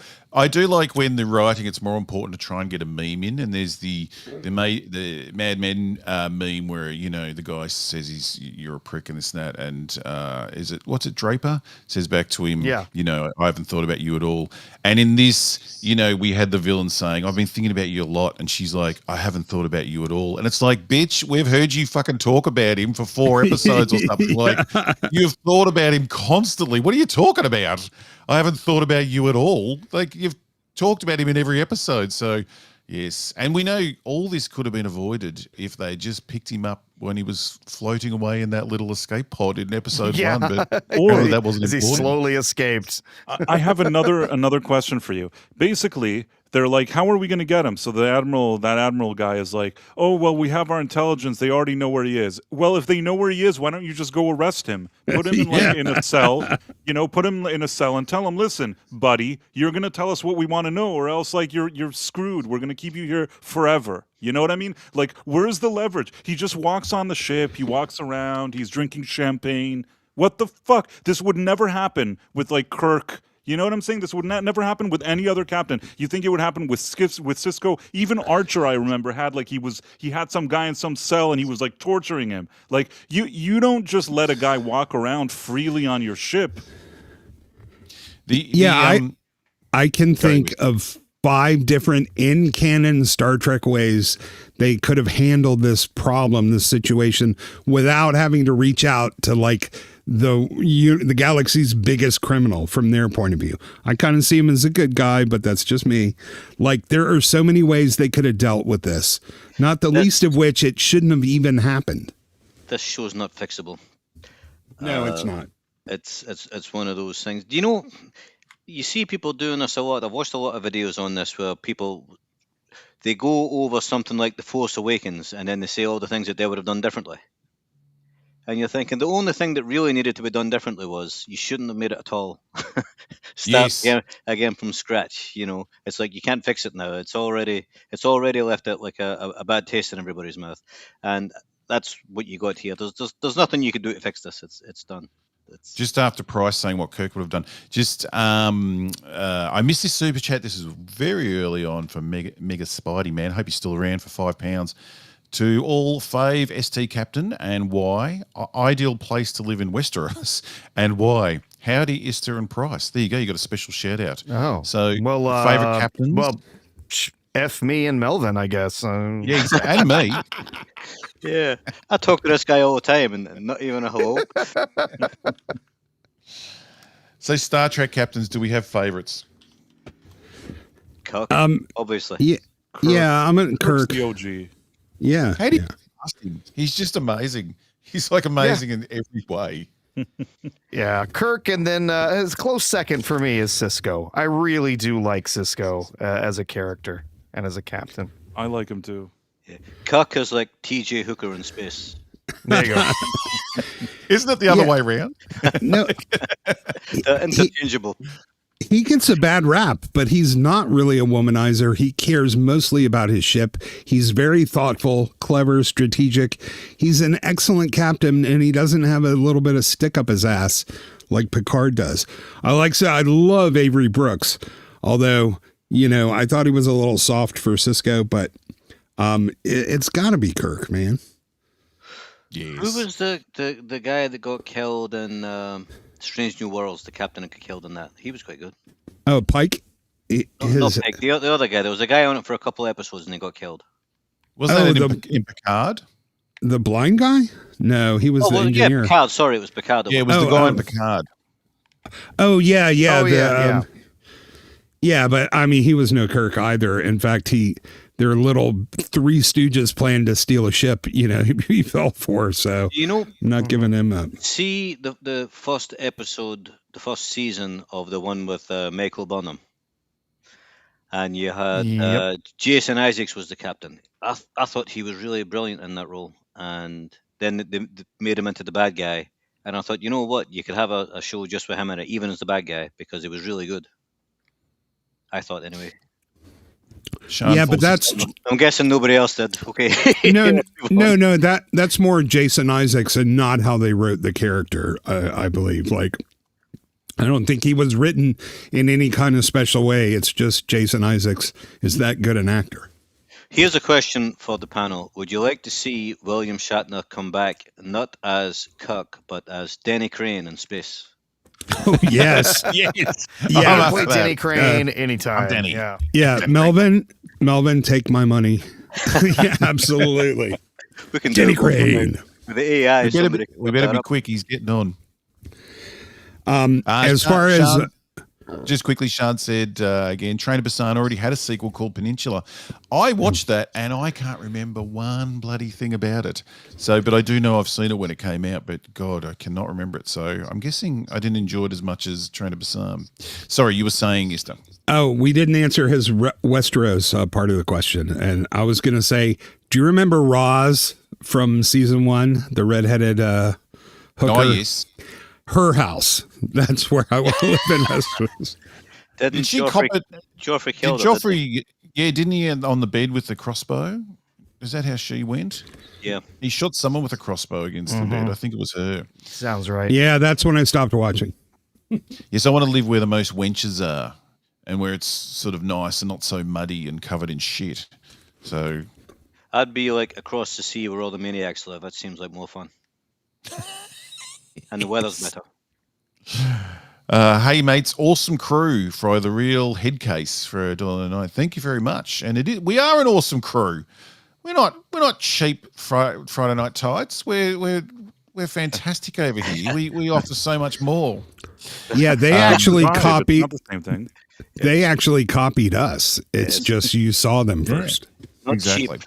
Not cheap, just underfunded. Yes. The Super chat.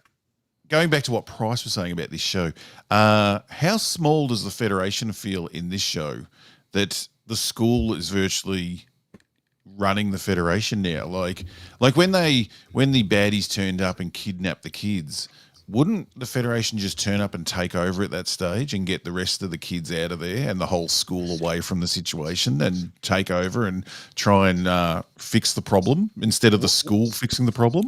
Why is I'm the not school even a ship? Why is the school a ship? That's another question. Yeah. I'm not even convinced the Federation controls all of Earth, much less anywhere else in the galaxy. And he says, "Oh, we don't control this part of Federation territory." And I'm like, "Well, then it's not your territory, Einstein. Like, if you don't control it, then it is not a part." And like when they're looking for, like, it seems pretty severe that they've already killed someone. They're going to start eating and killing the others.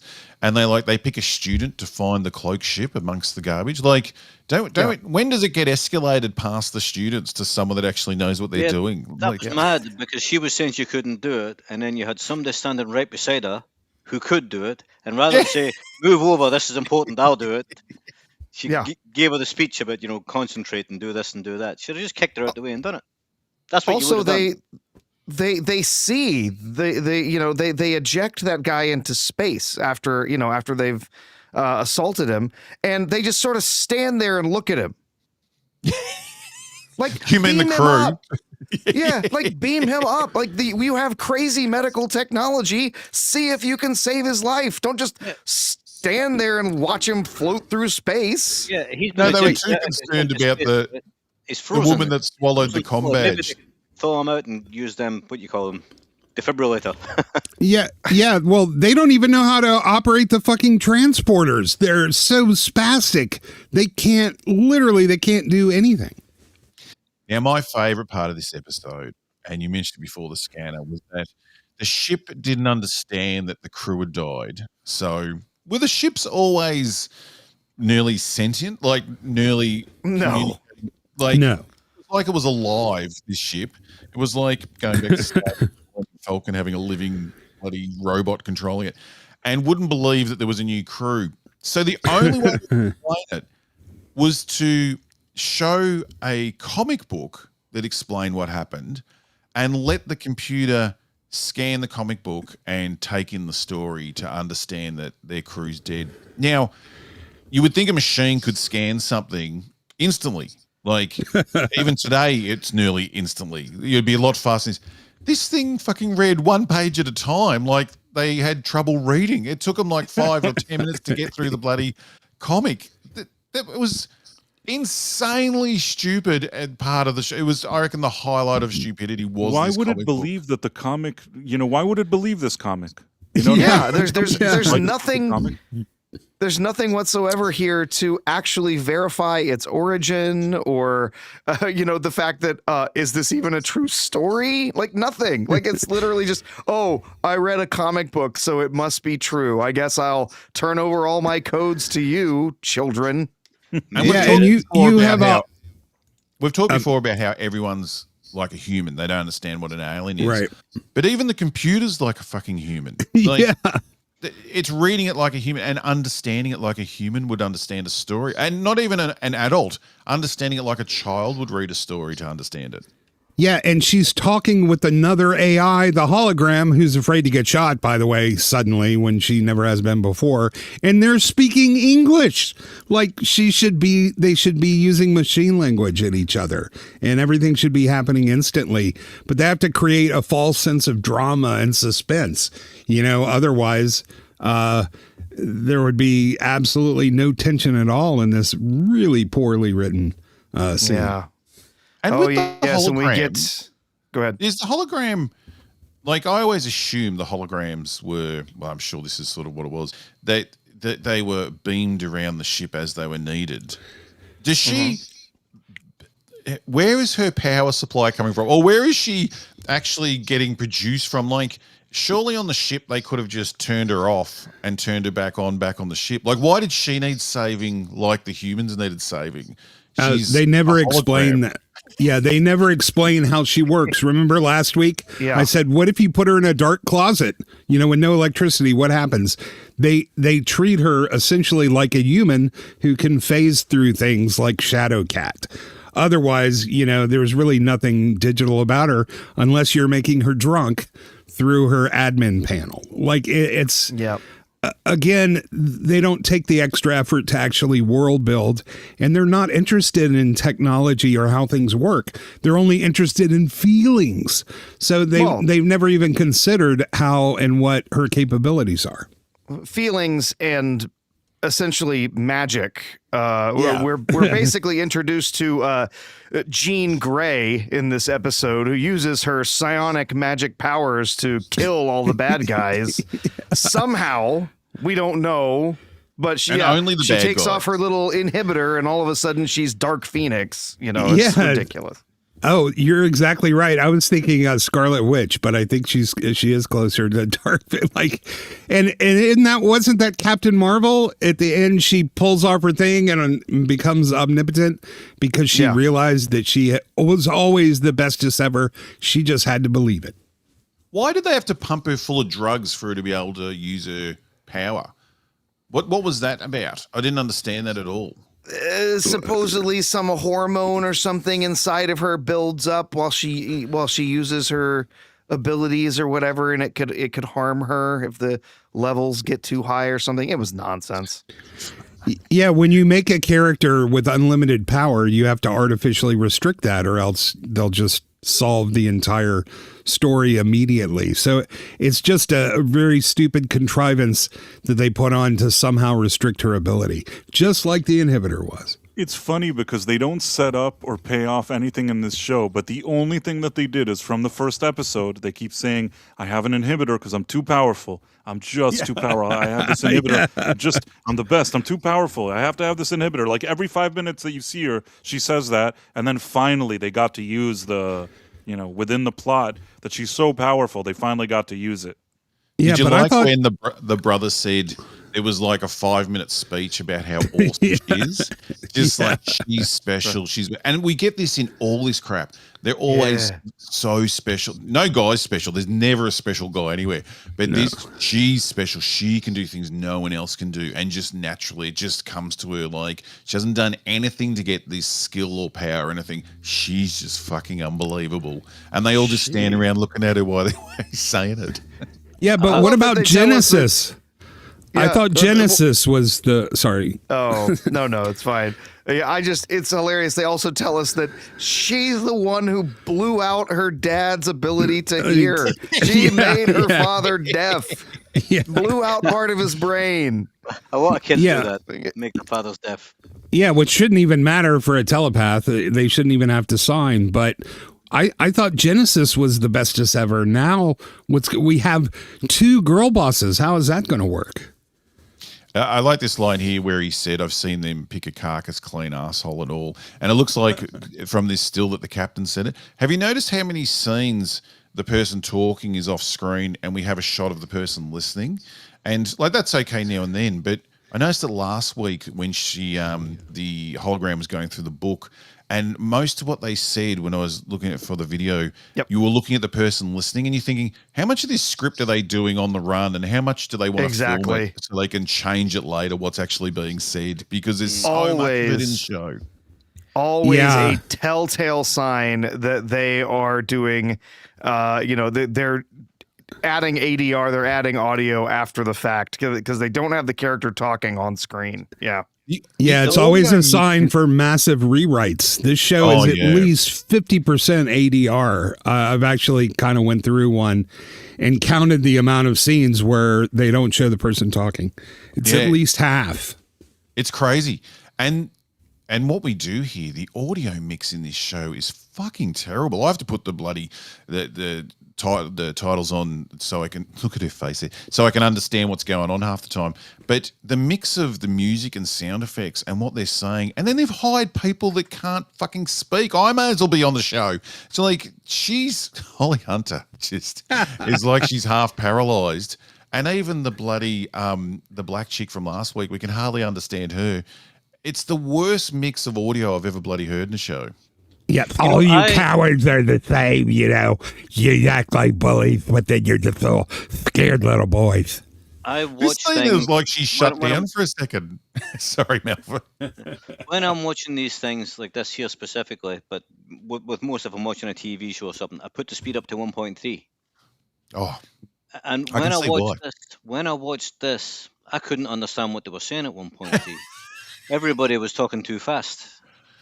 But normally it's okay. Like even if I'm listening to an audiobook, put it in 1.3, it's fine.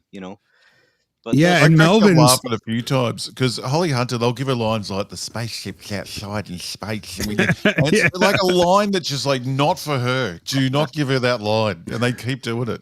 Yeah, and Melvin understands Scottish, for God's sake. You figure he could understand anything. He's got a bit of an advantage. I listen fast.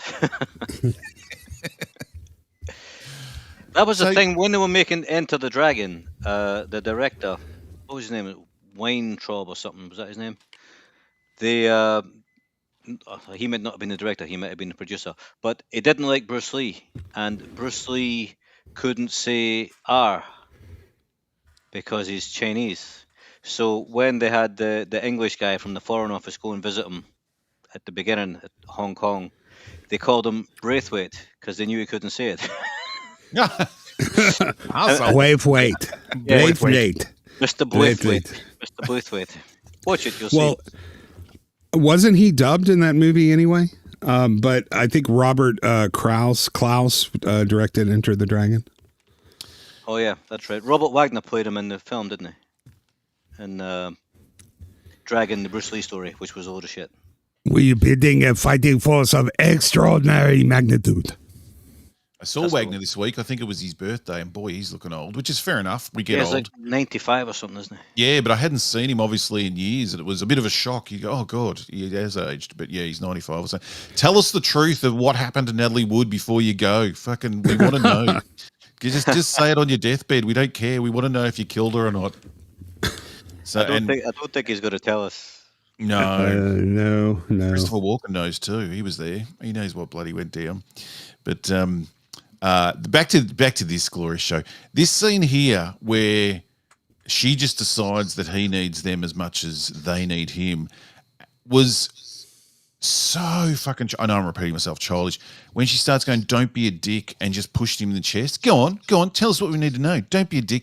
And it was literally like watching 12-year-olds in the schoolyard fighting over something. I don't understand why he told her. I don't understand why he gave him the information. Well, because it was part of his plan.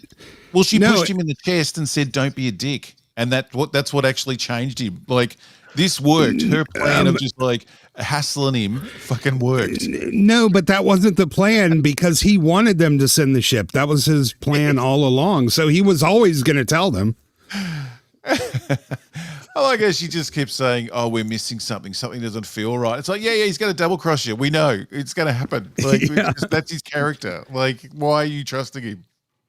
There was something I noticed from earlier. See when they were having the fight beside the airlock with the aliens. Do you notice how they moved the camera around? It's because they couldn't choreograph a fight, so they had. So they were just throwing the camera around instead of the people. The fight was so fucking messy. Like what was going on and who was where, and that was just shocking. But did you see the start of the fight when not the Klingon, the Vulcan dude, I think he's a Vulcan, did a kick, and it was the most fucking pussy kick I've ever seen in my life. And then he threw a punch, and it was just like, oh my God, they're going to get destroyed. And then all of a sudden, the camera's spinning around, and then, apparently there was a fight going on, but the choreography was just not existed. Yeah, that's the ancient and futuristic art of soy rate. Yes. Yes. I like after having sex with a woman and then saying, did she say this or did he say this? I didn't mean to make you feel like a freak. After she finger banged his head into another dimension. Yeah. After the date mind grape. Yeah. Yeah. And are they going to constantly keep doing this with these two? That every week they get along and then they hate each other and then they get along and then there's a problem, like she doesn't like him anymore. Like, is this just going to go on for every bloody episode? Yeah, and I want to note that right now what's going on here, they have at least 6 warships on standby, less than a light year away, because that's going to matter at the end. Yes. I had never had someone see that side of me before. What did she do to him? What did she do? And where did she put it? And how big was it? Because the conversation here was very uncomfortable if you're thinking about they're talking about their sex life. Show us your fingers. I want to compare the color. Yeah, it was just, pedestrian rate pegging. Nothing really special. And why would he say I'd never done that before when she did it with 20 fucking people, man? And she narrated it. Disappointed. Yeah. And again, this was another favorite line of mine. It's they're looking for the ship amongst all the debris, and they're looking for the debris to move so they can find the ship. And of course, they've got a student doing it because there's only bloody lives at risk instead of the person that knows how to do it, because this is a good training mission. And she says it's like looking for a needle in a haystack where it's like looking for a needle in a haystack. Can I go to the next one? Made of needles. Isn't that like saying I'm looking for $1 in a pile of dollar coins? That's fucking easy, man. Look, there's needles. Grab one. I'm looking for a needle in a pile of needles. Yeah. Okay. And why would a Jem'Hadar know what a haystack is or a fucking needle for that matter? Yeah. And as if the original saying isn't good enough, a needle in a haystack. We have to try and make it harder by saying something that's ridiculous. Yeah, So, the metaphor is a complete mess. Yeah, it's just none of that. What you're actually looking for would be an absence of needles, because that's what they're actually watching for. They're watching for a part of the pattern of all of this junk where it's been pushed out of the way by a ship moving through it. That's what they're actually looking for. Yeah, and a haystack made of needles isn't a fucking haystack anymore. It's a pile of fucking needles. It's so bad. The dialogue in this was written by children. I love this captain. Imagine walking in and she's looking like this every time something goes wrong. You're just like, I'm fucked. I'm going to end up dead under this bitch. Like, she has no idea what the fuck she's doing. That, like, instead of fixing a situation, they hire a criminal to come and rip them off and get more people dead. Like, could they be worse at their job? Yeah, she's a hybrid too, by the way. Like, everybody is mixed race, so to speak. It's like looking for a needle in a haystack made of chickens. That would have been better. Origami chickens. When he said to her in his message to her, and I forgot here, he said he was talking about how she let her son die. I didn't realize she could live forever. I thought she lived for hundreds of years, but he's saying she can live forever. And I did love when he said, your language doesn't even have a word for end because you never die and you don't understand what that is. And it's like, fuck off. You know what an end is, even if you're living forever. You know it. You know a movie ends or a trip ends. Like, you have a word for end just because you don't die. But the fact that she lives forever, the weight of it, I know that they're trying to play this in this show, but why would you let your son die if you can live forever? Because the people around you would be like an episode in a TV show. They'd be like walking past a stranger that you've met once. If you're living forever and these mortal beings are living for like 80 years or something, there's no way you would let your son die for these people that would mean nothing. You're going to meet millions of people in your life and move on and on and on and on. But here it's sort of, they're playing that it's a bad thing, but it's like ridiculous. If she can live forever, there's no, imagine killing off your son who had the opportunity to live forever. It's fucking bizarre. Yeah, they've established with previous characters that are this species, the Lanthanites, which have only really been around in the Kurtzman Trek. One of the other characters that's a Lanthanite that they introduced is supposedly around 5,000 years old. But supposedly they do have a limited lifespan. It's just insanely long. The truth would be, though, if you really do live that long, you would have seen many things begin and end. Just because you aren't going to die doesn't mean you've never seen things begin and end. In fact, you've probably seen more things begin and end than just about anyone else. So that whole dialogue makes no sense at all. I want to say something in defense there. Maybe where she comes from, the only movie they have is The Never-Ending Story. Yeah. I just want to say. Plus, hang on, we've got to find a sound effect. Hang on. I wanted to thank everybody, and I'm going to run away now. Thanks, Bryce. Bye. Hey, Bryce. Take care, Bryce. See you later. Thank you, Bryce. Bryce, tell everyone where you're going. Oh, I'm going. There's a Star Trek: The Next Generation pilot episode Part 2, Farpoint Encounter at Farpoint Part 2, and that's on my channel, Price of Reason Live. And then he's off to tell some actors how shit they are at their job and how their films were terrible. Exactly. Let me ask you, where does bumming happen if you don't have an end? Is that the price? Privacy of your own home. I think this is a good place for me to leave. No, Thank you, Bryce. Thank you. Professor, was Carol Kane the other Lanthanite? The other one, yeah. So they're all played by anorexic, shrewish women with crazy freaking hair? Is that and accent, weird pronunciations of stuff. Yeah, it's difficult to understand. Because they have no sense what science fiction means or that anyone else can be different in any way. If you can live 5,000 years, the fact that she cares about that runaway kid for 15 of those years and it's still affecting her life is fucking insane. She wouldn't even remember that kid that she met 15 years ago that ran away, that's now she's bloody trying to look after. Like, I don't understand at all. Why has this guy turned up? You're not part of this bloody story. I don't understand at all they have no sense of what time would mean to her and what would affect her and what wouldn't. Like everything in her life would be so minimal. It'd be like having a bad day would be someone's lifetime to her. Well, remember, woke writers love trauma. It's all about the trauma. When they were on strike, they were even picketing with signs that said AI doesn't have trauma. They think it's the end all be all of storytelling. So if she can live forever, that means her trauma could live forever. And that's the best story they could possibly tell because they can't tell any other kind.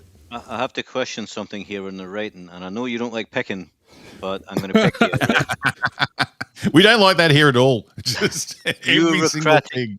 Bureaucratic chlamydia. Why have they still got chlamydia that far in the future? Why would that still exist?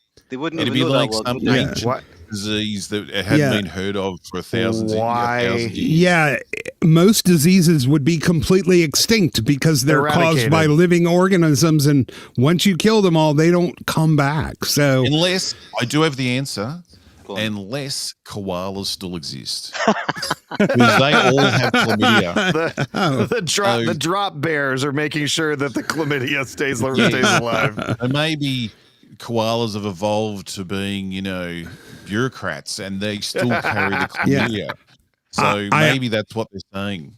I honestly have to say, even with the words, shit, fuck, asshole, the least expected word I ever thought would show up in any kind of Star Trek is chlamydia. Maybe it means something different in the future. Maybe it's a planet. There's a planet called bureaucratic chlamydia, and that's what she was talking about. Oh, yeah. We're Stardate 2134. We're on our way to shore leave at Chlamydia 9 for some long due rest and relaxation. We're at war with the chlamydians. Yes. Why in that last shot? I was yelling at the screen. There is a doctor using a medical tricorder on a hologram. What the hell? He's a holographic doctor using a tricorder and a holographic. That makes it even doubly insane. And he was just like run it through McAfee or something. Just use your virus software. Filter it. Just reboot her. Yeah, and why they ignored this guy who was obviously dead, but the actual living thing they didn't even try and do anything to. But the computer program they're trying to scan like it's living. Yeah, and the holographic doctor. Is that Ben Shapiro as a Vulcan? I was gonna say I'm really surprised that the eyebrows didn't get up and wander off after he died. Yeah, but nobody tried to save him. The holographic doctor didn't, zip in there and because you got to figure even we can resuscitate people, quite often with our current technology. 1,000 years in the future, and once you close your eyes, you're just dead. I don't buy it for a second, but like much of the show, it doesn't make any sense. He was also the character I liked the most. They put the comic on him, so that made it all okay. Yeah, he was my least hated character in the whole show. I won't go so far as to say I liked him.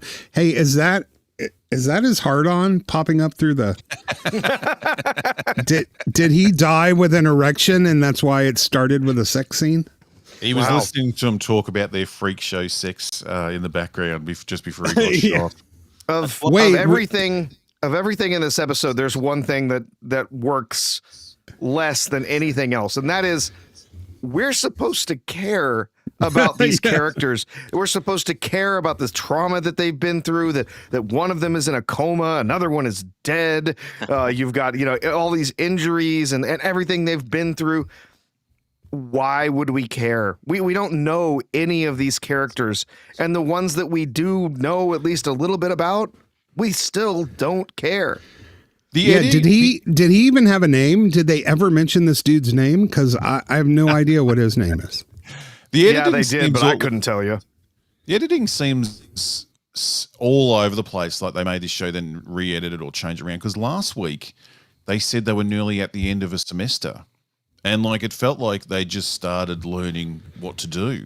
Like the timing seems to be all over the place for how long they've been at this school, what they've learnt so far, what they haven't learnt. They're on board the ship and they're saying they've been trained for hostage situations. They'll be fine.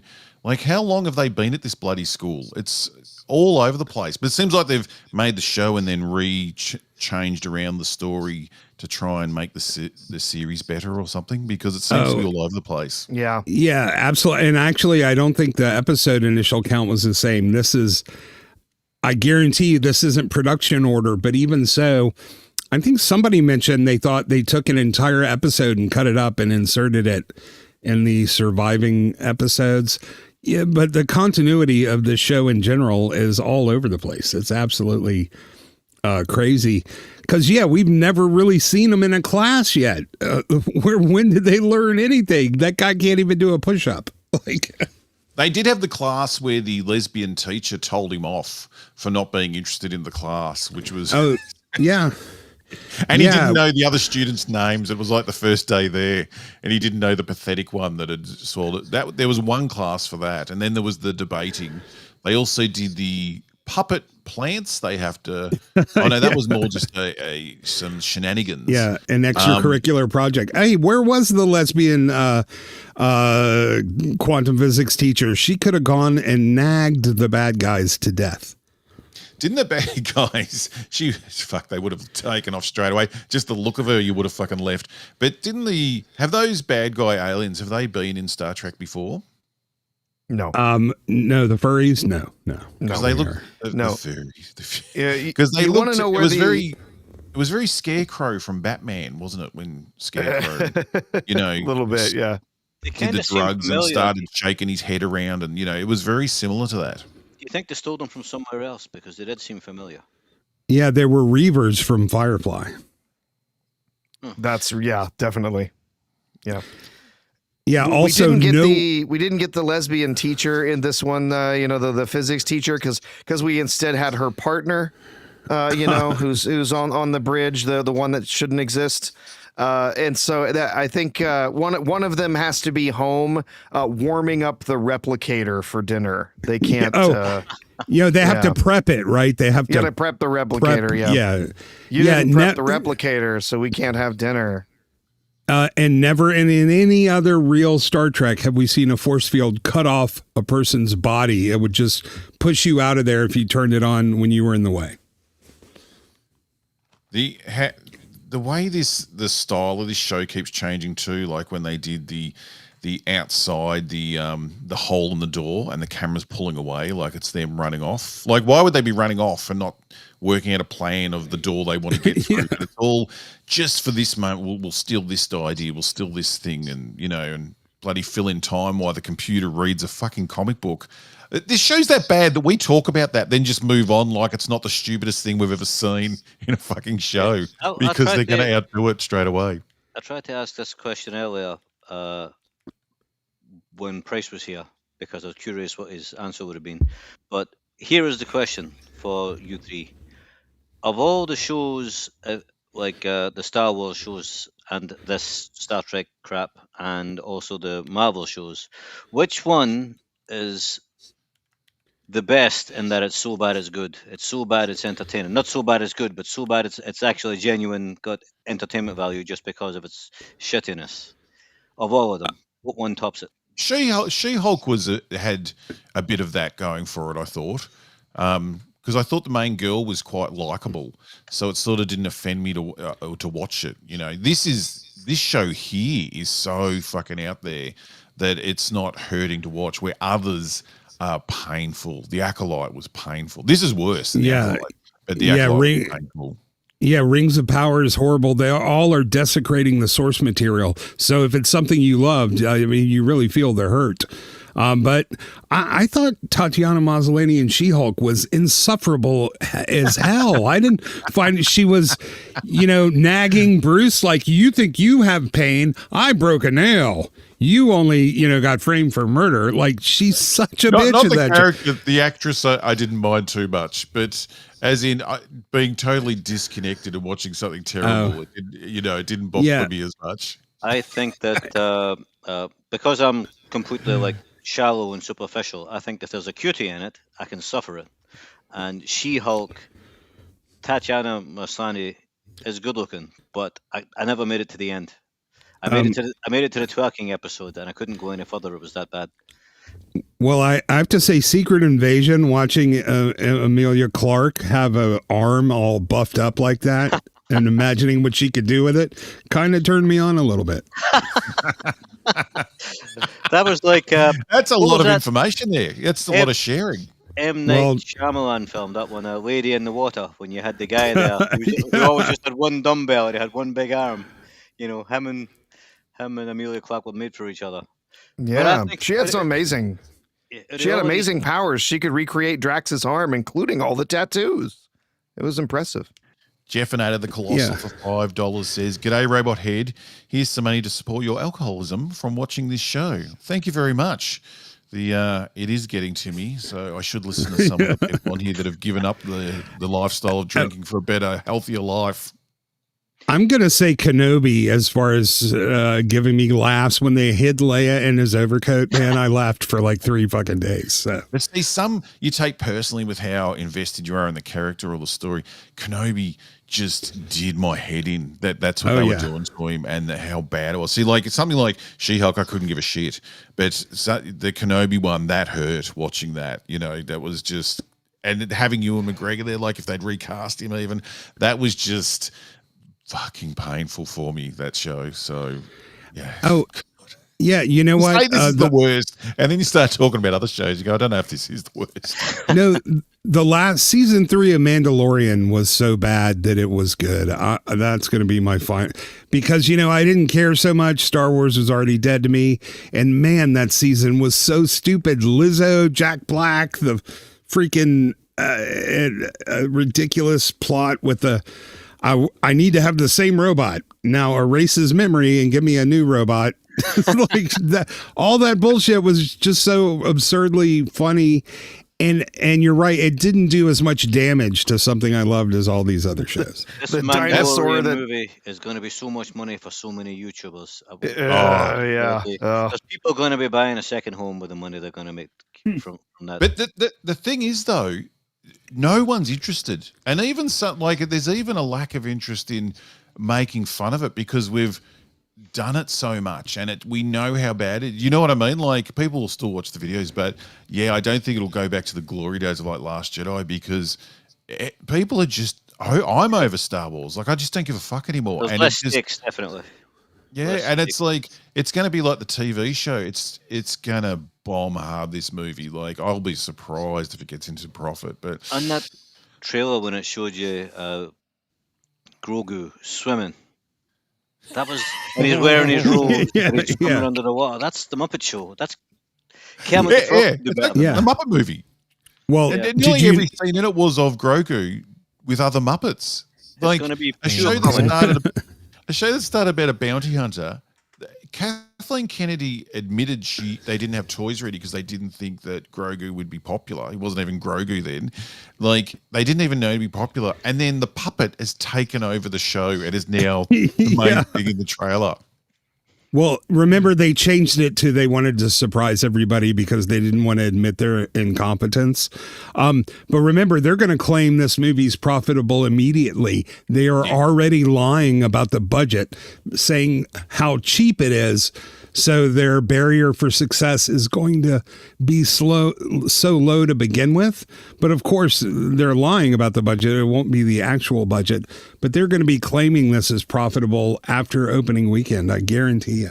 Oh, yeah, they'll it was- never do another Solo where it's just obvious that they blew money and lost money. This will be the accounting will be very inventive around this movie to make sure it looks like it made a profit. You know, absolutely. But I guarantee you they spend just as much on this as they do everything else. They are incapable of working with a real budget. And every one of these things, be it Marvel or Star Wars or Star Trek or something, when it starts to stream, the numbers they come up with, and they always say it broke a record, but they invent new records, you know. Yeah. It's like, There's no way to prove this record. They just Yeah. make up a record. They just say whatever they bloody like. And we're not even mentioning that ridiculous ad they did for the Super Bowl. Like that was, I thought that was fake. I thought at the end there's going to be a Coke bottle or a beer or something, or it's going to be a crossover for Macca's or McDonald's or just some sort of crossover. When it ended that this was an ad for the movie, I couldn't believe it. And people defending it, you are fucking morons. That was the dumbest decision. It had no life to it. It was just turned into a joke for them that people were making fun. Even some of the bloody shills were just confused about it and thought it was crap. Like that was one of the oddest decisions I've seen them make. Yeah, That's they even still had to put out a tweet to explain it because nobody, even their shills, understood what the hell it was. That trailer is the highest rated Mandalorian movie trailer that happened shown that day at that time. Yeah. And no one can dispute that. Yeah, it's the highest rated trailer ever dropped on a Tuesday at 3 a.m. in an odd numbered month. Absolutely. Yeah, we were going to also talk about Seven Kingdoms, but I think it's fine to skip it this week because the episodes are quite small. We'll have more to talk about next week, and all we have to really say is that it's good. I think. Just quickly, is everyone still enjoying the Seven Kingdoms? The Night of the Seven Kingdoms. It's really good. It's really good, and also each episode gets better so far. So I've watched 4 of them, and everyone has been better than the last. It has real heart. It looks gorgeous.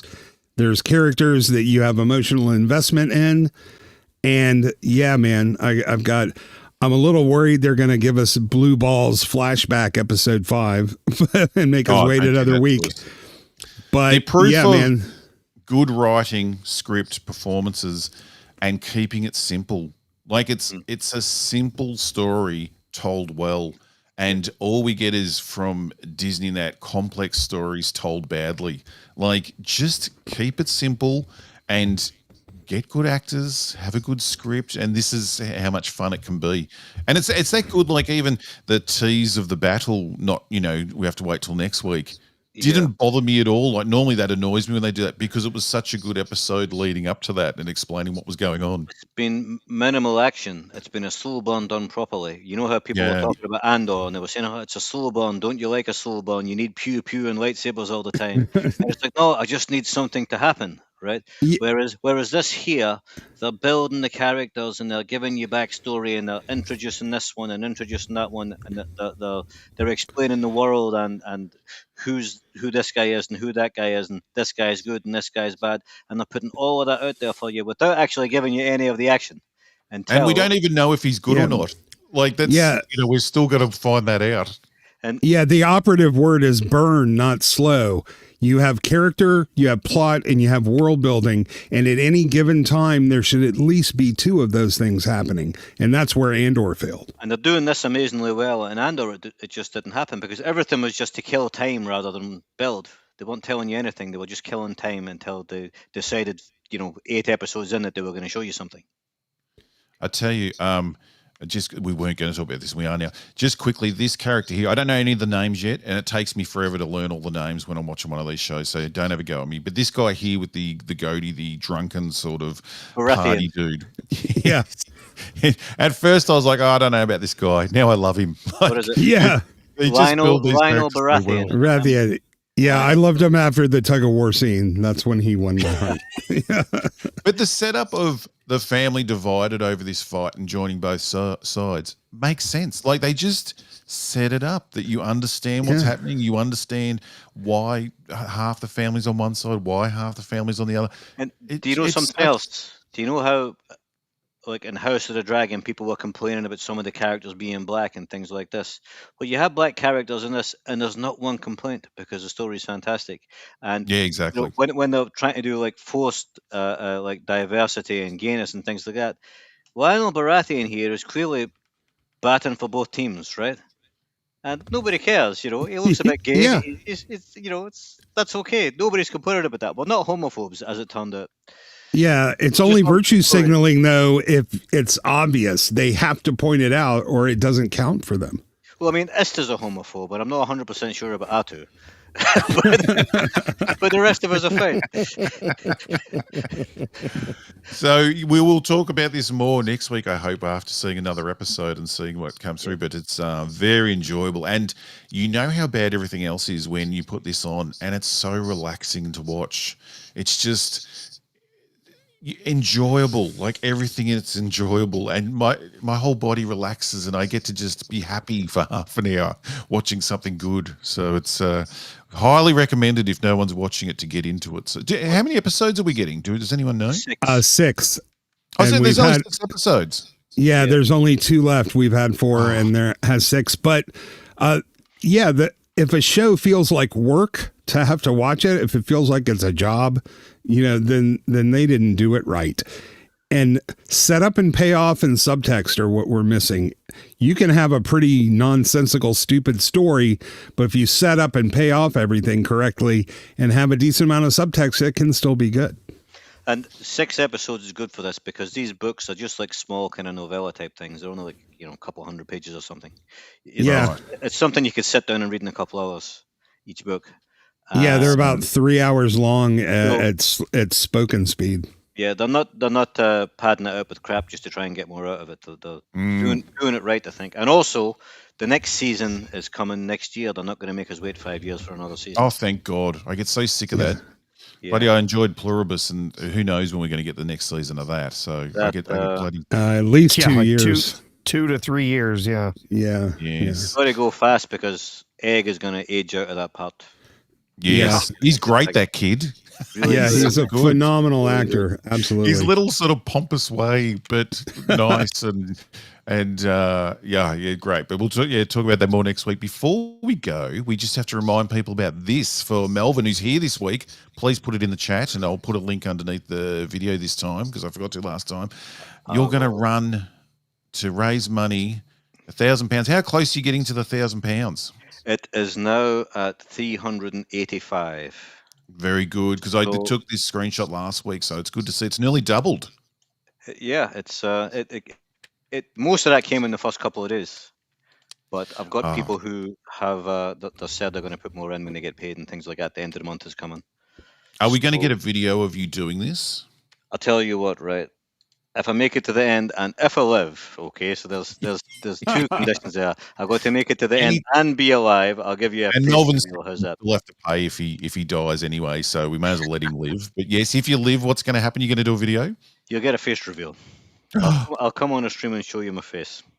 Oh God, that's exciting. Now we really want you to make it to the end. I'm sure you're not going to be impressed at all. Wait, I'll tell you what. I'll show you my man boobs. They might go with running.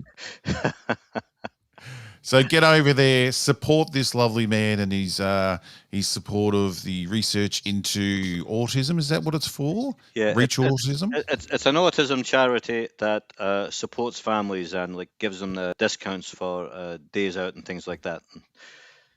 Things for That's the a kids lovely to play with, cause. that kind of stuff. Get over awesome. there. Look, now I'm playing guitar and drinking. This is what's going to be happening after the show. I love this. And because I'm terrible with the banners, I should have put this up. If people want to send mail, please send mail for next week. And we will go through people's problems. And the mail can be about anything. We'll answer anything. So please head over to robotheadmailbag@gmail.com and send us some mail, and we'll be back next week to talk about things. Has anyone got anything they need to promote? Professor, you're off. Are you doing Night Owl tonight? Yes, indeed. I'll be joining Price for the Night Owl. I'm sure we'll be spending some more time breaking down this latest disaster of an episode over on Price of Reason Live, 11:45 Eastern. And then tomorrow night, as usual on Friday evenings, I'll be joining Adam Gray and the rest of the B-Sides crew over on B-Roll Stage, where we'll be taking a look at some blaxploitation film this week and having a little fun with that. So, which film? It is called. Oh my goodness! I dang it! Something like it was Hot Bitch Takes Revenge. No. It is called. Come on. Where's Adam when you need him? I had The Monkey Hustle. Ooh, never heard of The Monkey Hustle.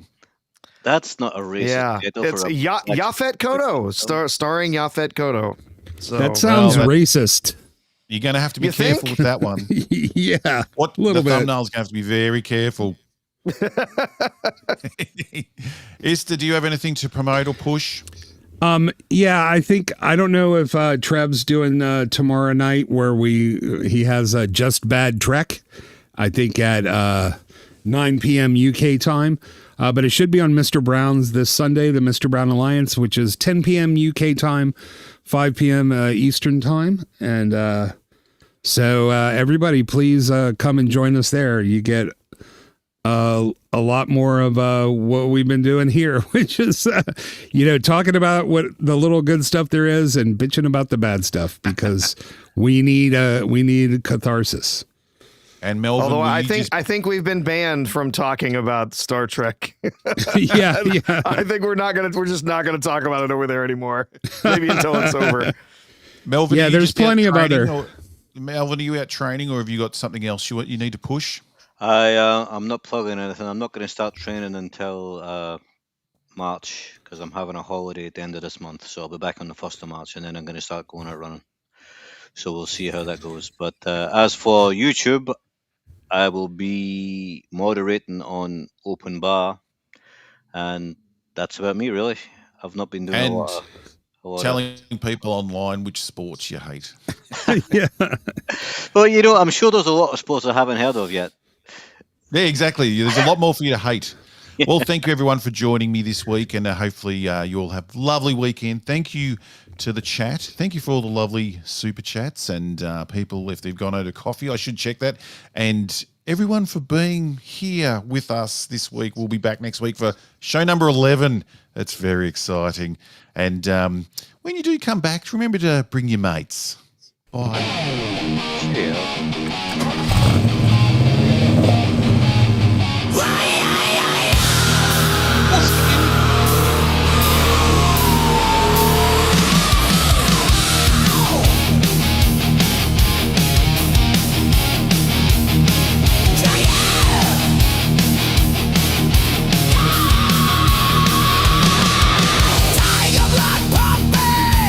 Robot is ready to go.